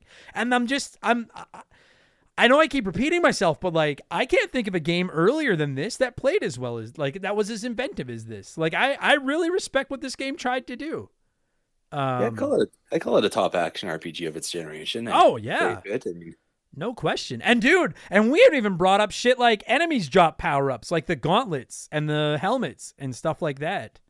They buff you up a little bit, and that's the thing to me that makes this game not frustrating. I don't think it's frustrating to play, but that's why I think it'd be so frustrating to fucking speed run, because you're like, oh, this run's going like shit, but then like, dude, I don't know about you, but like I've had the odd run where like every second enemy is dropping a power up, and I'm like in God mode for like 3 levels, and then I'll go like 10 runs where I don't get a single power up to save my life. It's definitely the luck factor when that comes down to it, because if you get a gauntlet at a critical boss or just before a critical boss, I think it makes all the difference in the world. Oh my god, because some of these boss fight, bro, I'll ask you now, keep in mind I've only been through 8 levels, but like, is there a boss that you like that irks you the most? Because I have one that owns my soul. Like, is there, like, go ahead, like, what is there a boss you hate? Because there's one I want to rant about. I hate him. Some of the jumping knights are frustrating. There's like a pig knight further along that was a pain in the ass. Is there a Sphinx in your version? A Sphinx? Maybe there is, but if there is, I don't think I ever got to one. Oh, that boss was the most frustrating one, and I'll tell you why. So the level he's in on the console, if you find the certain bar and buy a drink, they tell you, like, he asks you a riddle. If you buy a bar, or if you go to the bar, you buy a drink, they'll give you the veiled answer to it. And if you answer right, he blows up and you get to go on. If not, you have to fight him. Oh yeah, dude. Yes. I never knew that you got the answer from the bar. I just guessed the answer and just got lucky. But yes. Okay. So I've never fought him because I've always gotten the answer right. So I got a funny story for you. Young Chris got the answer. He got to the boss, and my old man was watching me play this game. Yeah. And the question was, what did I have for dinner last night? Yes. And I had the answer, and my dad's like, no, Sphinxes like steak. I'm like, what? He's like, trust me on this. I put it in, and no, you're wrong. He messed me up, and I lost the game. And then I talked back to my dad, and he took my controller away for a week. Of course. And you know what the best part is? Like, because you're a kid, and kids are dumb. Kids believe whatever their parents tell them. It's like, why would my dad, who's never played video games and most certainly has never interacted with a Sphinx, know what they eat, despite the bartender in the game telling me something? I don't even know what the food the Sphinx eats is. It was like Sarad or something. Like, I don't remember what it fucking was. I don't know. But yes, I do remember that fucking. I never fought him. So he fucks you up if you get it wrong, eh? Yeah, and if my dad's in a home someday, come play this episode for him, and you'll know why. I will, yeah. Yeah, no shit. Oh my gosh, I never knew that you could get the answer from the bartenders. I always just guessed and just got lucky. Yeah, like there is quite a bit of hidden stuff in this game to find. Yeah, and I want to. Okay, so just quickly, I want to quickly just it's to the point now where I can beat him pretty easily, but the mushroom boss was like, I hate that guy because when I was jumping one, right? Like, now that I know how to play, I can get past him without losing my potion because he's the boss of, like, level 2 or something. He's not that bad. But when you're first learning how to play, he's this stupid mushroom that jumps all over the screen, and he's hard to hit because he has to land right in front of you. But then he keeps pooping out little mushrooms, and once you touch one, they just start juggling you. And while you're getting juggled, the big one lands on top of you. And, like, dude, that guy probably killed me half a dozen times before I started to figure out, like, the strategies of this game. And I was like, this game fucking sucks. I hate that mushroom so fucking much. I just had to rant about him quick. I fucking hate him. Yes, there is a lot of hidden stuff in this game. Go ahead. What was your thought on that? Because I've only found a little bit, and I'm kind of not sure what to do with it. Well, there's kind of a few different hiding things in the game. Like, they almost have a thing like Link's Awakening where you get an item, you find the next person, they trade it for the next item, and eventually it gives you at the end of the game something to help with the final level. It comes down to you can either get a ruby that helps you with the last dragon, or you get like a chime for the last level, which rings when you're going the right way because it's a really annoying maze. Okay. But yeah, like you can find all that stuff throughout. I think to upgrade your swords the same too. You got to find the hidden bosses to beat to get those. So those are the two I think most prominent hidden paths. Okay, because like I upgraded my sword twice. Like I can upgrade my sword 2 times, but you're in like the first couple levels and you're in like a cave down, like I was gonna say downstairs, like underground, and like he does the thing where he goes, oh, and you know there's a door there, and you open the door, and then there's something on the other side, and they're like, yeah, I have a note for somebody in this town, give it to them. And so I got it, and then I can get as far as that town, but I don't know where the person to give that note is.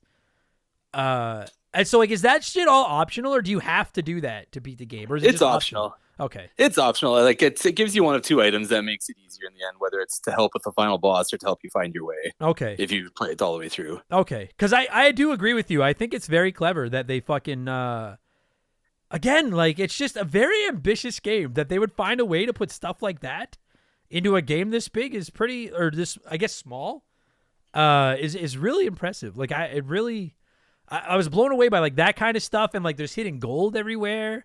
I don't know if there are hidden like I don't think there's like hidden hospitals or place you can go to get your health back and stuff. It's just items and things. But I think so, yeah. I think you have to buy health or hospital visits every time. Yeah, which is also like, okay, you know what? We should really stop here quickly. We should get a word in from our sponsor. And then I really want to get into the difficulty of this game. It's some of the things that make it difficult. Because I'm not dunking on it. I love old school difficult games. But this game will fuck you up. And I want to talk about that. And we're going to get there in just a minute. We need to pause here. I need a drink of water. And we're going to stop for a quick word from one of our sponsors.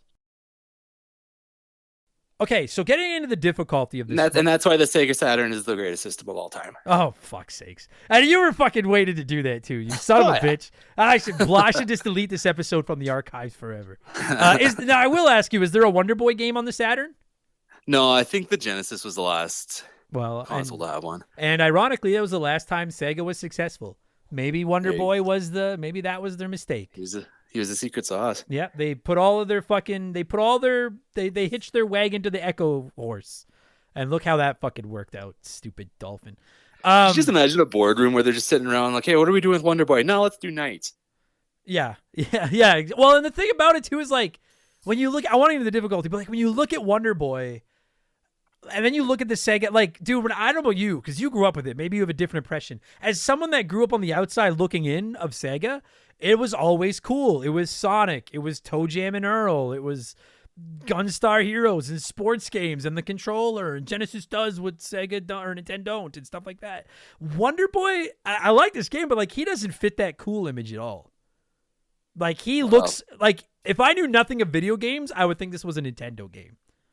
You know what I mean? Like it looks so childish compared to what some of the Sega games were like.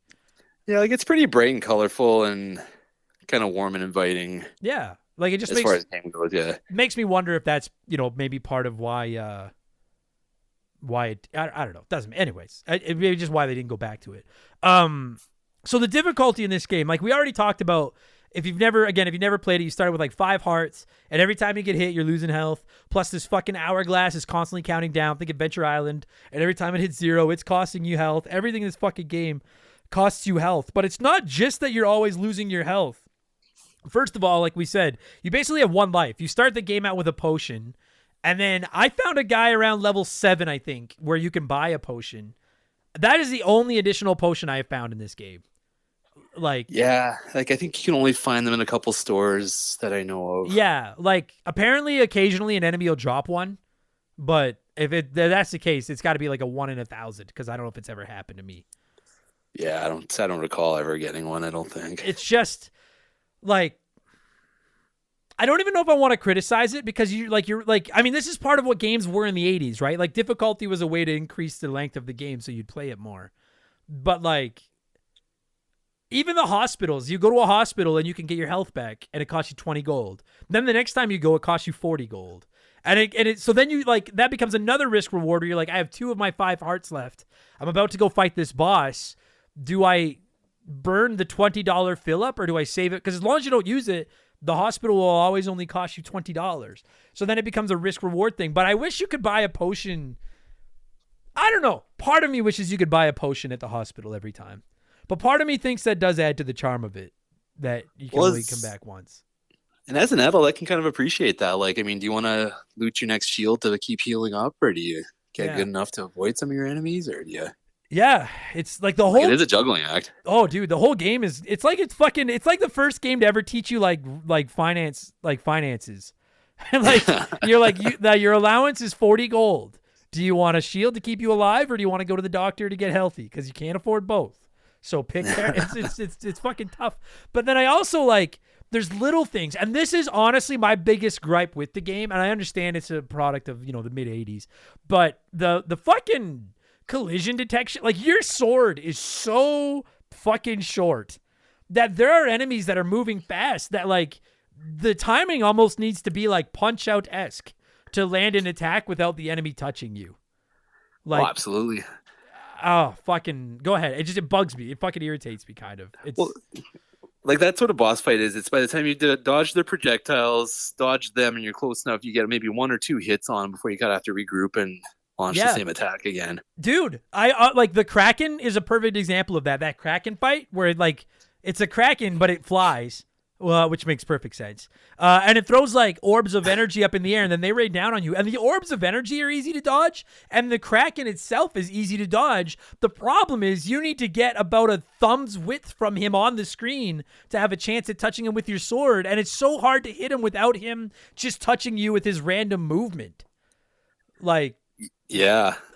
I don't know. Like I'm just saying, like that is my biggest gripe is I wish there was just a little bit more flexibility, and like I get to level 7 where you're in this village and these blue mice are running across the screen all the time, and they take 5 or 6 hits to kill sometimes, and they're moving so fast that like you need to be like dead on with your timing of pulling your sword out, because if you're too early, your sword will go away and they'll run into you, and if you're too late, they'll touch you before you hit them. Like it's fucking like the early game is easy with the slow moving mushrooms and stuff, but once the enemies start moving faster than you, it takes a lot of practice, man. Fuck. Yeah, because the start of the sword animation isn't when you hit them. It takes a little bit of follow through, I think, before the hit actually registers. So like your sword's coming out, but they're still coming into you, and you're getting hit. Yeah, like in some ways, this game reminds me of like an old like a pre-NES Ninja Gaiden, because like the enemies are coming at you and they need to be pretty close for you to land a sword attack.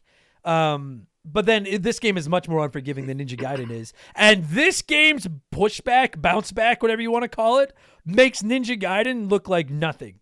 Holy fuck. An enemy touches you and like, God help you if you're standing near a ledge or another enemy, because you are going to fly about a fucking fifth of the way across the screen when you get hit. It drives me up the wall. And there's no invincibility period after you get hit.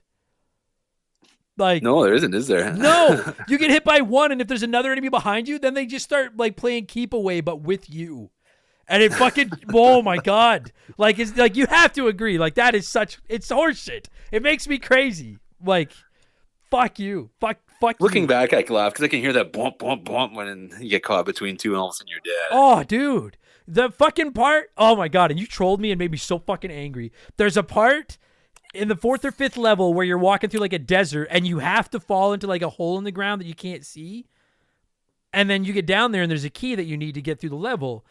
But you'll be walking and there's those fucking guys that shoot arrows at you, and they're on both sides of you. So you're trying to, if you don't have a shield, you're fucked. You're trying to block these arrows from all sides. Then you fall down into this hole, and then there's 4 golden bats, 2 on each side, and you have to kill them all to make the platforms to climb out of this hole appear. But the bats are just swooping in and hitting you. And if one hits you, then by the time your character has reached the ground, the other one has come down and hit you. Fuck you. It's such BS. I don't care. It's cheap crap.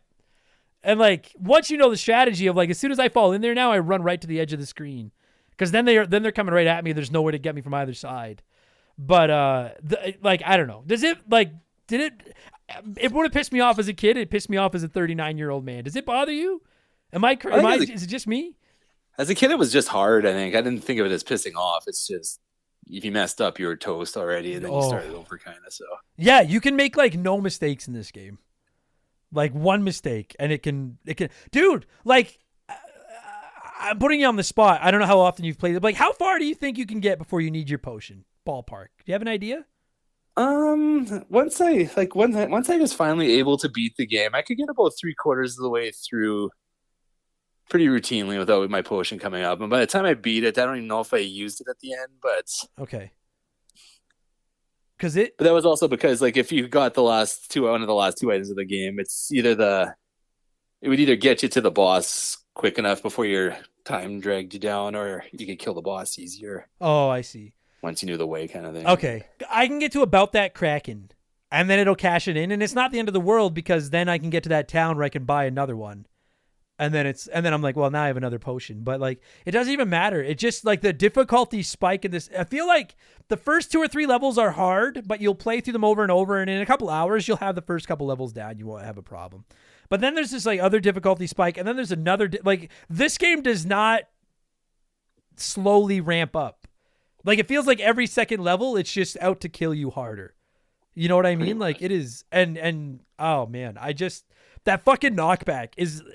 I don't mean to like harp on it, but that is my biggest gripe with the game is that and that collision detection. And again, I understand that it's a game from the 80s, but I don't even think it's artificial difficulty. I think it's there on purpose. And it just makes it's so infuriating when you like go to land an attack on an enemy and you're like a split second off on your timing with your sword. And it's easy when they're slow moving enemies. But when you get to those fast moving ones, like all those, that fucking village where all the blue mice are running around is bullshit. I don't care.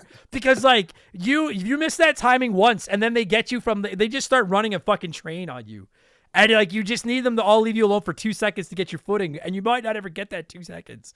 Because they're not knocked back either. Like when you hit them, they're still barreling forward. So unless you have enough space to get a good few shots on them or get ready to jump, you're done. Yeah, they freeze for like a split second. But the problem is that like one is running at you, and you get the timing down. Like you get them trapped with your sword, and you just start mashing attack.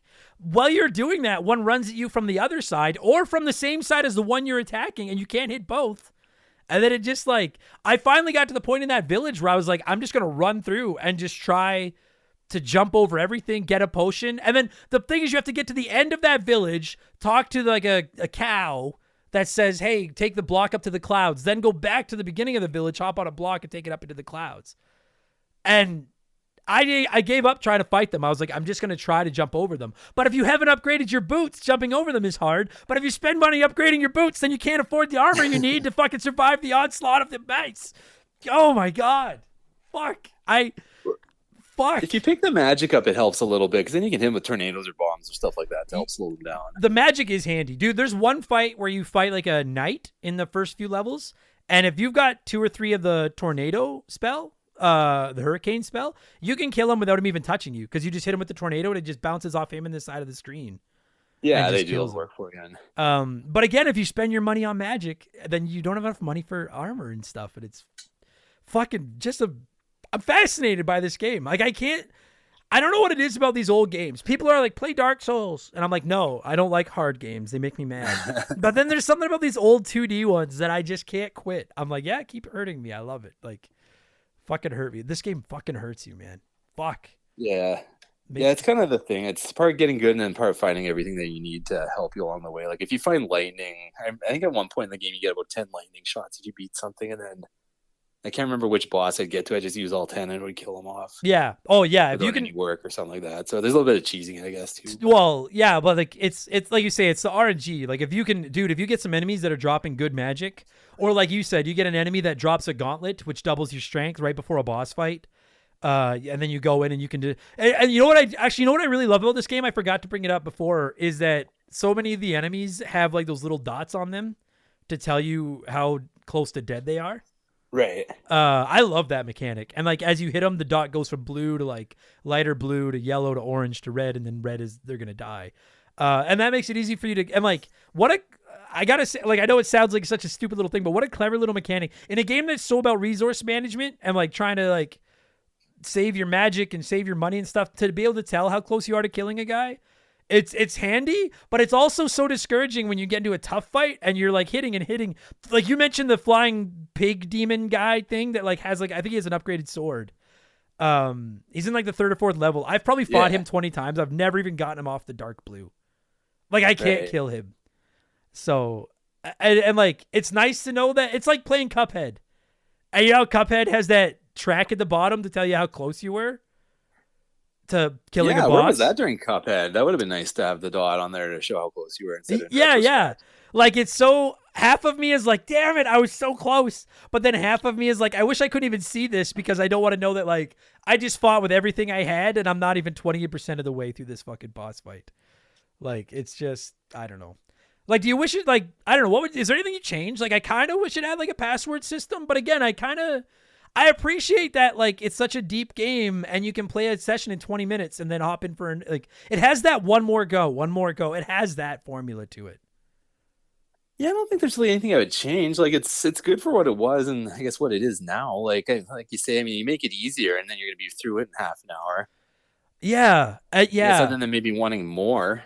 Yeah, that's the tough thing about this game is if you make it easier, it makes it more accessible, but it kind of ruins the game too.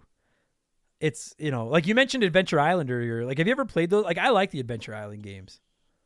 But because like the first Wonder Boy pretty much was Adventure Island, just reskinned. Yeah. So like I played the first one of that, and then like I'm not too familiar with anything that came with Adventure Island after, because I think they did a hack and slash one too, didn't they? Yeah, they kind of were down the road, or and you like the big thing with those were like your health was always decreasing as you played through the level, and you had to pick up food as you were going to restore your health. Yeah. So you're on that constant, and I don't know. I like that. Like to me, if a game is going to be short, then it either needs to be really good or it needs to have that replay value. And like, to me that's where I say, like, I'm not sitting here saying I like Wonder Boy and Monster Land better than like Super Mario Brothers, but I will say I think this game has more replay value than Super Mario Brothers. Cause like Super Mario Brothers, I know where everything is. I beat it. It's done. This one, like I could turn it on right now and go on a run where I make it to World 9 because I was picking up items left and right. And then I'll have another run where I don't get past the 3rd level because nothing, like if I lose my potion in the first 2 levels, I just die and restart because I'm like, well, this is no fucking good. And it just keeps me coming back for one more try. I don't know why. It's classic comfort food. I mean, if it's a game, if you played it a million times, you can fire it up and challenge yourself still. Yeah. Even if you know where everything is. Have you when's the last time you played it? Like, have you played it in the last few years? Oh, no, I haven't played it probably since I beat it. Okay. So like I'd never played it in my life until 2 weeks ago. And this is a game from, I think, 1987, pardon me, 1987. So what is that, like 35 years, 36 years? Yeah. And I'm like, I gotta be honest, like, I'm like, this holds up. Like, it's not, I don't think like a kid that didn't grow up with these old school games today would, like, you know, grew up playing NES and Genesis and stuff would enjoy it. But as someone that grew up in this era and just didn't play this one, I'm like, dude, this is my introduction to the Master System. And I'm like, I want to see what else this thing can do now. Because I always thought the Master System was just like a jacked up, like, Atari. You know, like, I always thought it was like less than the NES. And maybe it is. But after playing this, I'm like, dude, this is more it's the same thing as like a few weeks ago we reviewed the original Ninja Turtles and I talked about how ambitious that game is. This game is very ambitious and I respect that. Like, it could have gone so easy. It could have got rid of the upgrade things and just hit items where you pick them up as you go through. And you know what I mean? Like, it could have been quick and painless. And instead they put so much depth into, and that's what keeps these games alive. That's what keeps me coming back to these old games is that extra effort back then. Give me a reason to come back and try a different strategy, you know, and a different run. Like it was quality, man. For an 8-bit action RPG, I'd be hard pressed to think of one that was better than it. No, it's outstanding. Other than its sequel, maybe, but yeah, I do hear that Monster World is better. Yeah. Also, like, not to be a fanboy, but like, Link is not exactly the scariest looking dude in the world, but boy, you guys, it looks like you guys designed your flagship hero in about 5 seconds. Oh, geez. If Wonder Boy and Link got in a fight, they'd drop their swords and start slapping each other. Yeah, totally. Totally. Like Sideshow Bob and his brother, pretty much. Just like, your hero, Wonder Boy looks like one of the developers' like kids was like, I want to be in the game, and they were like, fine, we'll make him the hero. No, yeah, I really enjoyed it. I don't really like, is there anything you don't like other than the knockback and that, like, that's the thing that bothers me is the knockback and the collision detection. Those are really my only major gripes with this game. The one thing I didn't like, and it's, I don't know, you didn't play the end game. You didn't beat it yet, did you? No, fuck no. The last level, it's think man. The last level of Super Mario Brothers was the maze. Yeah. But it's the most obnoxious maze going. Like it has about the same 5 different screens that are nondescript, and if you miss one, you're going back to the start of it.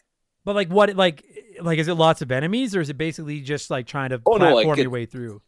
It's not even lots of enemies. Like it's pretty much the enemies you ran into during the game. There's no screwballs or anything like that. But it's just a nondescript maze unless you can memorize exactly where to go. Like your timer's ticking down. There's no hourglasses to reset it. You're gonna be knocked back. Right.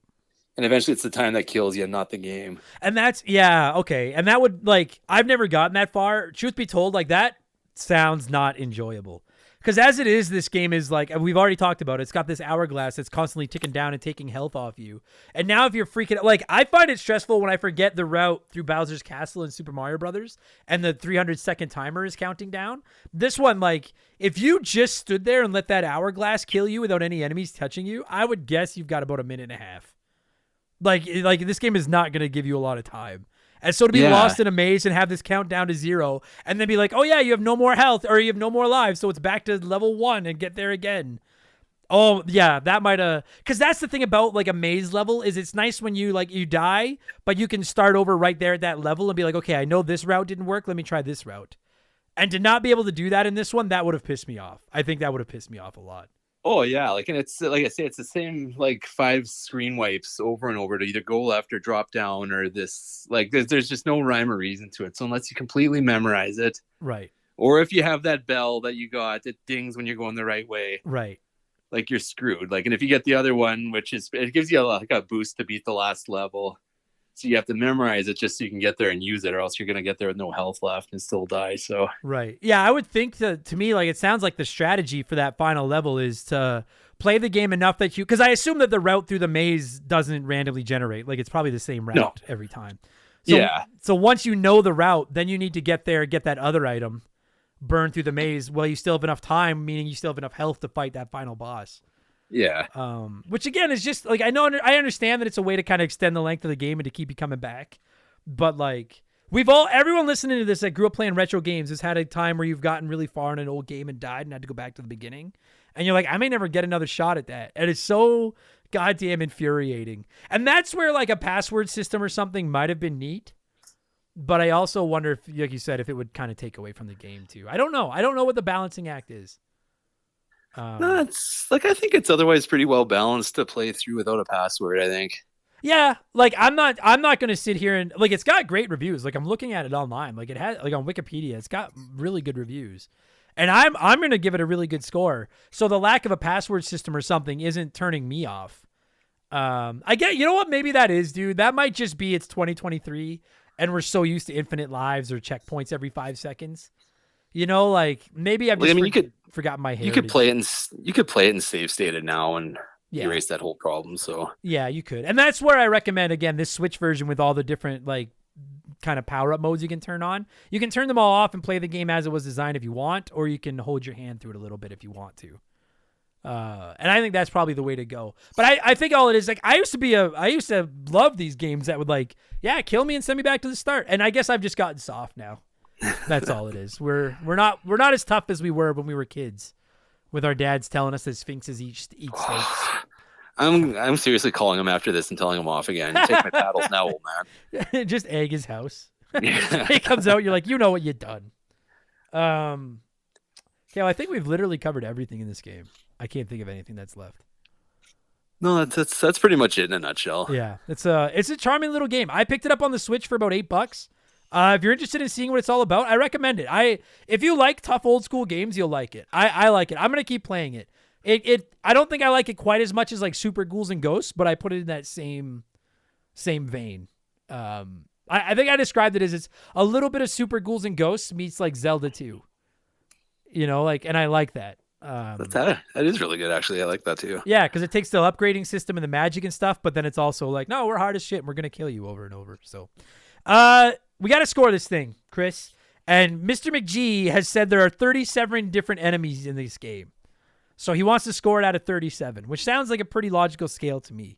So the ball is in your court. If you were scoring Wonder Boy in Monsterland out of 37 enemies, how many enemies are you giving it? I'll give it 32. 30. That's a pretty good score. I'm taking points off for the last level. Otherwise, I have no real complaints. All right. Okay, so I know this doesn't make for good radio. I'm also going to give it a 32, but I think it would get a lower score if I could get far enough to that final level and get pissed off at it. But I can't get there, so I'm not going to ding it for that final level. I got to say, like, it just holds up. It's just a fun game. I'm going to change mine to 33 for Price is Right rules. Fair enough. That's good. Yeah, I can get on board with that. No, it's probably like I'd honestly give it like an 8 out of 10. You know, it's not a 70-hour game. It's not something that's going to take over your life. I don't think it's as timeless as something like a Super Mario Brothers or a Sonic 2 or something like that. But for a game that I knew nothing about and kind of wrote off based on the stupid name and the box art, I'm so pleasantly surprised by this. I did not expect to like this game. Well, and if you do like it, like they just dropped the whole Wonder Boy collection now. So if you like it, keep going with the other ones, and they get better as they evolve. And if you don't, you're not really out anything. So yeah, I think I am going to look into the other games at some point. Like, I don't know. I just don't get why. Like, why is this not a bigger franchise? Like, did people hate Wonder Boy? Like, what the fuck? Why? I don't get it. I don't know. Maybe it just. Maybe they're just figure it's like a bygone franchise by today's standards, but I was like, dude, I want more of these. Where the fuck is this? Like, forget Echo the Dolphin. Where the fuck is this stuff? So anyway, well, I may never play another Master System game again, just so that I could be like, that's my bar. This was the best one, and I don't need to play the other ones. Buddy, this was good shit. I know you were excited to talk about this one, and I hope this episode lived up to all of you Sega nerds' expectations. And thank you so much. Oh, by the way, no, never mind. I was going to take one more shot at your dad and the steak and the Sphinx, but...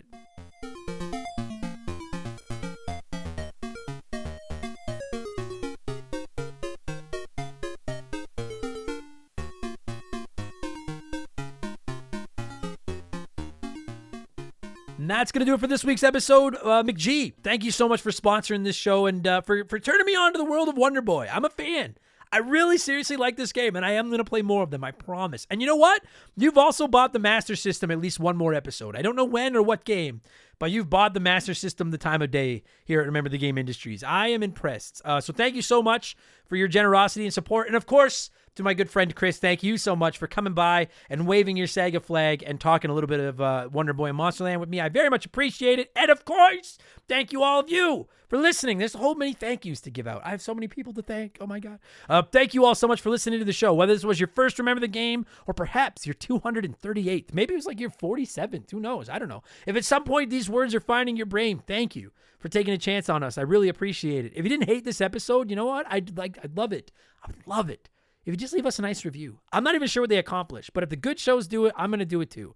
Leave us a nice review. We'd really appreciate it. And if you want more of these, there are literally hundreds of bonus podcasts, ad-free, waiting to be downloaded onto your phone for as little as $2 a month at patreon.com/rememberthegame. Keeps the bills on around here. We donate some of it to charity. It's just wins all around. Plus, you can find me on Twitch if you want to. I don't know. I don't really have a schedule. I just get on there when I can.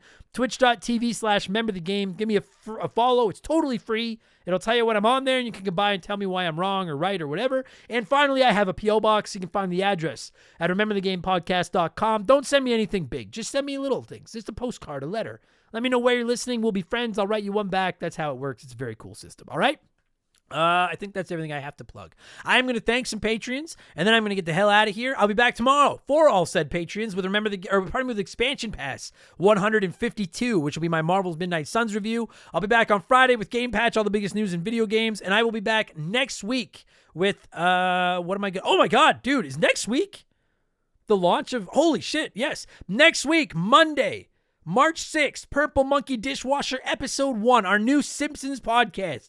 Mark McHugh and I are going through each episode, reviewing it, talking about it, having some laughs, basically do what we do here, but about Simpsons instead. That will traditionally be available for all of our junior executive vice presidents or higher at Patreon. The first episode will be available to anyone with a Patreon subscription. That'll go live on Monday.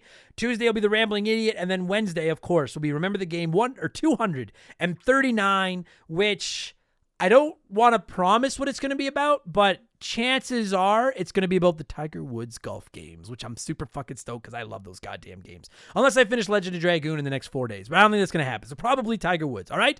Thank you some patrons and getting out of here. Thank you for listening, everybody. I'll talk to you on the next one. Cheers. So long. Goodbye. Remember the Game is brought to you by our Patreons. I could not puke up all this content without all of your support. The following people are at the senior executive vice president level or higher at patreon.com/rememberthegame. And as such, I am contractually obligated to say your names as quickly as possible. We're going in alphabetical order this week, so a huge thank you to... Holy fuck, we have a lot of Adams. Okay, here we go. A dude named Adam, Aaron Lawson, Adam Blank still hasn't reviewed Banjo-Tooie, Adam Fletcher, Adam Martinet, Agent Booty Pants, Alex R., Alexander Camps, Alexis Ramos, Andre, Andrew Wright, Andy Hudson, Angry Ticks, Antonio Echeverria. Sorry, Antonio. Arctic Fission, A-Town, Atriu Wormwood, Beaver Boy, Beef Dingleberry, Benjamin Atkins, Biddy, Blaine the Hoagie Man, Blobby K. Rogers, B Money, Bobby Litton, Brandon DeZeba, Brandon Helmheckle, Brant Hewitt, Brian Neese. I'm really struggling with this today. Brian Neese, Brian Richmond, Bucky the Beagle Herder, Bud Lightyear, Bulla, Bulma Simp, Burt Macklin, C-Spin, CJ Knoll, Cam Nelly 23, Captain N, Chris Dickin, Chris Fleury, Chris Williams, Christian Gabriel, Chugger 22, Cody Richardson, Colin Bollinger, current Remember the Game Hall of Famer Mark McHugh, Dakota Guy, Dan Fusselman, Daniel DeVore, Darth Skywalter, Dave McGee, Dave Thompson, David Marcus, DB Cooper, DBXJ, Decoy Man, Den Boys on the Roof, Denton Van Zandt, Denzalo, Derek Cox, Devilish Saint, Digital Dave, Dill Pickle Rick, DNA Gaming, Doogie, Doug Dorn, DP Pooper, Dr. Nightmare 23, Drugs and Bad MK, E, Elijah Burns, E-Man Trucker, Eric James, Esteban Navarro, Evolva, Faded Sufferance, Fraser Burns, Frosty Bear, Frosty Feet 492, Fuzzy 99, General Fury, G9PSX, Gabe, Graham, Haggle Waffle, High Plains Drifter, Hired Goons, who? Hitchy Poo, Holmes, I'm a stupid moron with an ugly face and a big butt and my butt smells and I like to kiss my own butt, Itchy Nutsuru, Isaias, It's OG, It's the Bigfoot, Jacob Adams, Jake Carter, Jameer Williams, James Black, James Clark, James Juan Francesco, Jeff Bergeron, Jimothy, Jake Callahan, Joe Buck, Joel LeBlanc, Joey Mercury, John Jameson, John M. Watkins, John Woodruff, Johnny CCDC, John of the Adult Children Podcast. We have a lot of Johns too. Jordan, Joe Stone, Just a Fish, J Vision 719, Kayach, Kevin Monroe, Kia Pup, Knife Goes In, Guts Come Out, Chris Lovin, Laces Out Dan, Leroy Westrich, Lord Longrod Von Hugendong II, Lucas Valadez, Makeshift Mallow Magic Money, Mark But Not McHugh, Mark Sneed, Matt Hamilton, Matt Zeus, Maverick Marty, Max Sandin, Mercury 869, Michael Barjudina, Mike Maloney, Mizuru, Morgan, Mr. Papa Giorgio, Munch Makuchi, Musty Beetle, Nathan Tremblay, NAFE, Nerdy Hybrid, Nick Creature, Nicola, No One Cares, Nomad, Oh My God It Froze, Oroku Saki's Gardener, OT Plays Games, Phil Lencher, Postman, Quiet Plays Queen, Raging Irish, Randy Barrage, Raysen Wantonga, Robbie DLC, Robbie Air, Roldy in the Deep, Ruben Elizald, Russell Aldridge. Holy fuck, there's a lot of names in here. Right, remember when I used to yell out every name? I used to thank every patron we had, and then at 200, I was like, okay, it's too many. Now there's like 250 of you. Holy fuck, thank you, but fuck me, there's a lot of names in here. Holy cow, where was I here? Ruben Elizald, Russell Aldridge, Ryan Kinchin, Ryan Maurice, Ryan Perry, Sabin, Sam Carpenter, Sam Wright, Scary Terry, Scott Brooks, Sean Ramos, Shoeboxers, Shorzy, Sharonic, Skillaroonie, Sleeper Hit, Slick Rick, Solomon Soto, Sour Goatface, Squeaknuts, Squints, Steve Dalp, Stephen Parnell, Stud Still Smash, Super Nintendo Chalmers, Super Dad Bros Podcast, That One Kid Josh, Thomas Childs, Thomas Smith, Timmy the Exuberant Turtle, Timothy Sabrinsky, Titan 420, Tone Bone Swiss, Trevor McKee, Triple, Tristan Anderson, Tunable Power, Tyler Bauer, Works For Me, Welsh Destroyer, WestGen, Wolfgang Darren, Wolf Magic 21, Johnny, or pardon me, I'm used to saying them in the normal order. Wyatt the Surgeon Who's Not a Surgeon, Rosette. Oh, fuck. There's 5 names left. I'm going to nail these. This has been the worst one yet. Okay. Zach Coiner, Zach Shepard, Zamatos, Zane Donovan, and Zonko, 5-0, motherfucking 4. Nailed the last 8 seconds. It doesn't matter what the last 3 minutes were all about. Thank you so much for the support, everybody. Talk to you on the next one. Purple Monkey Dishwasher.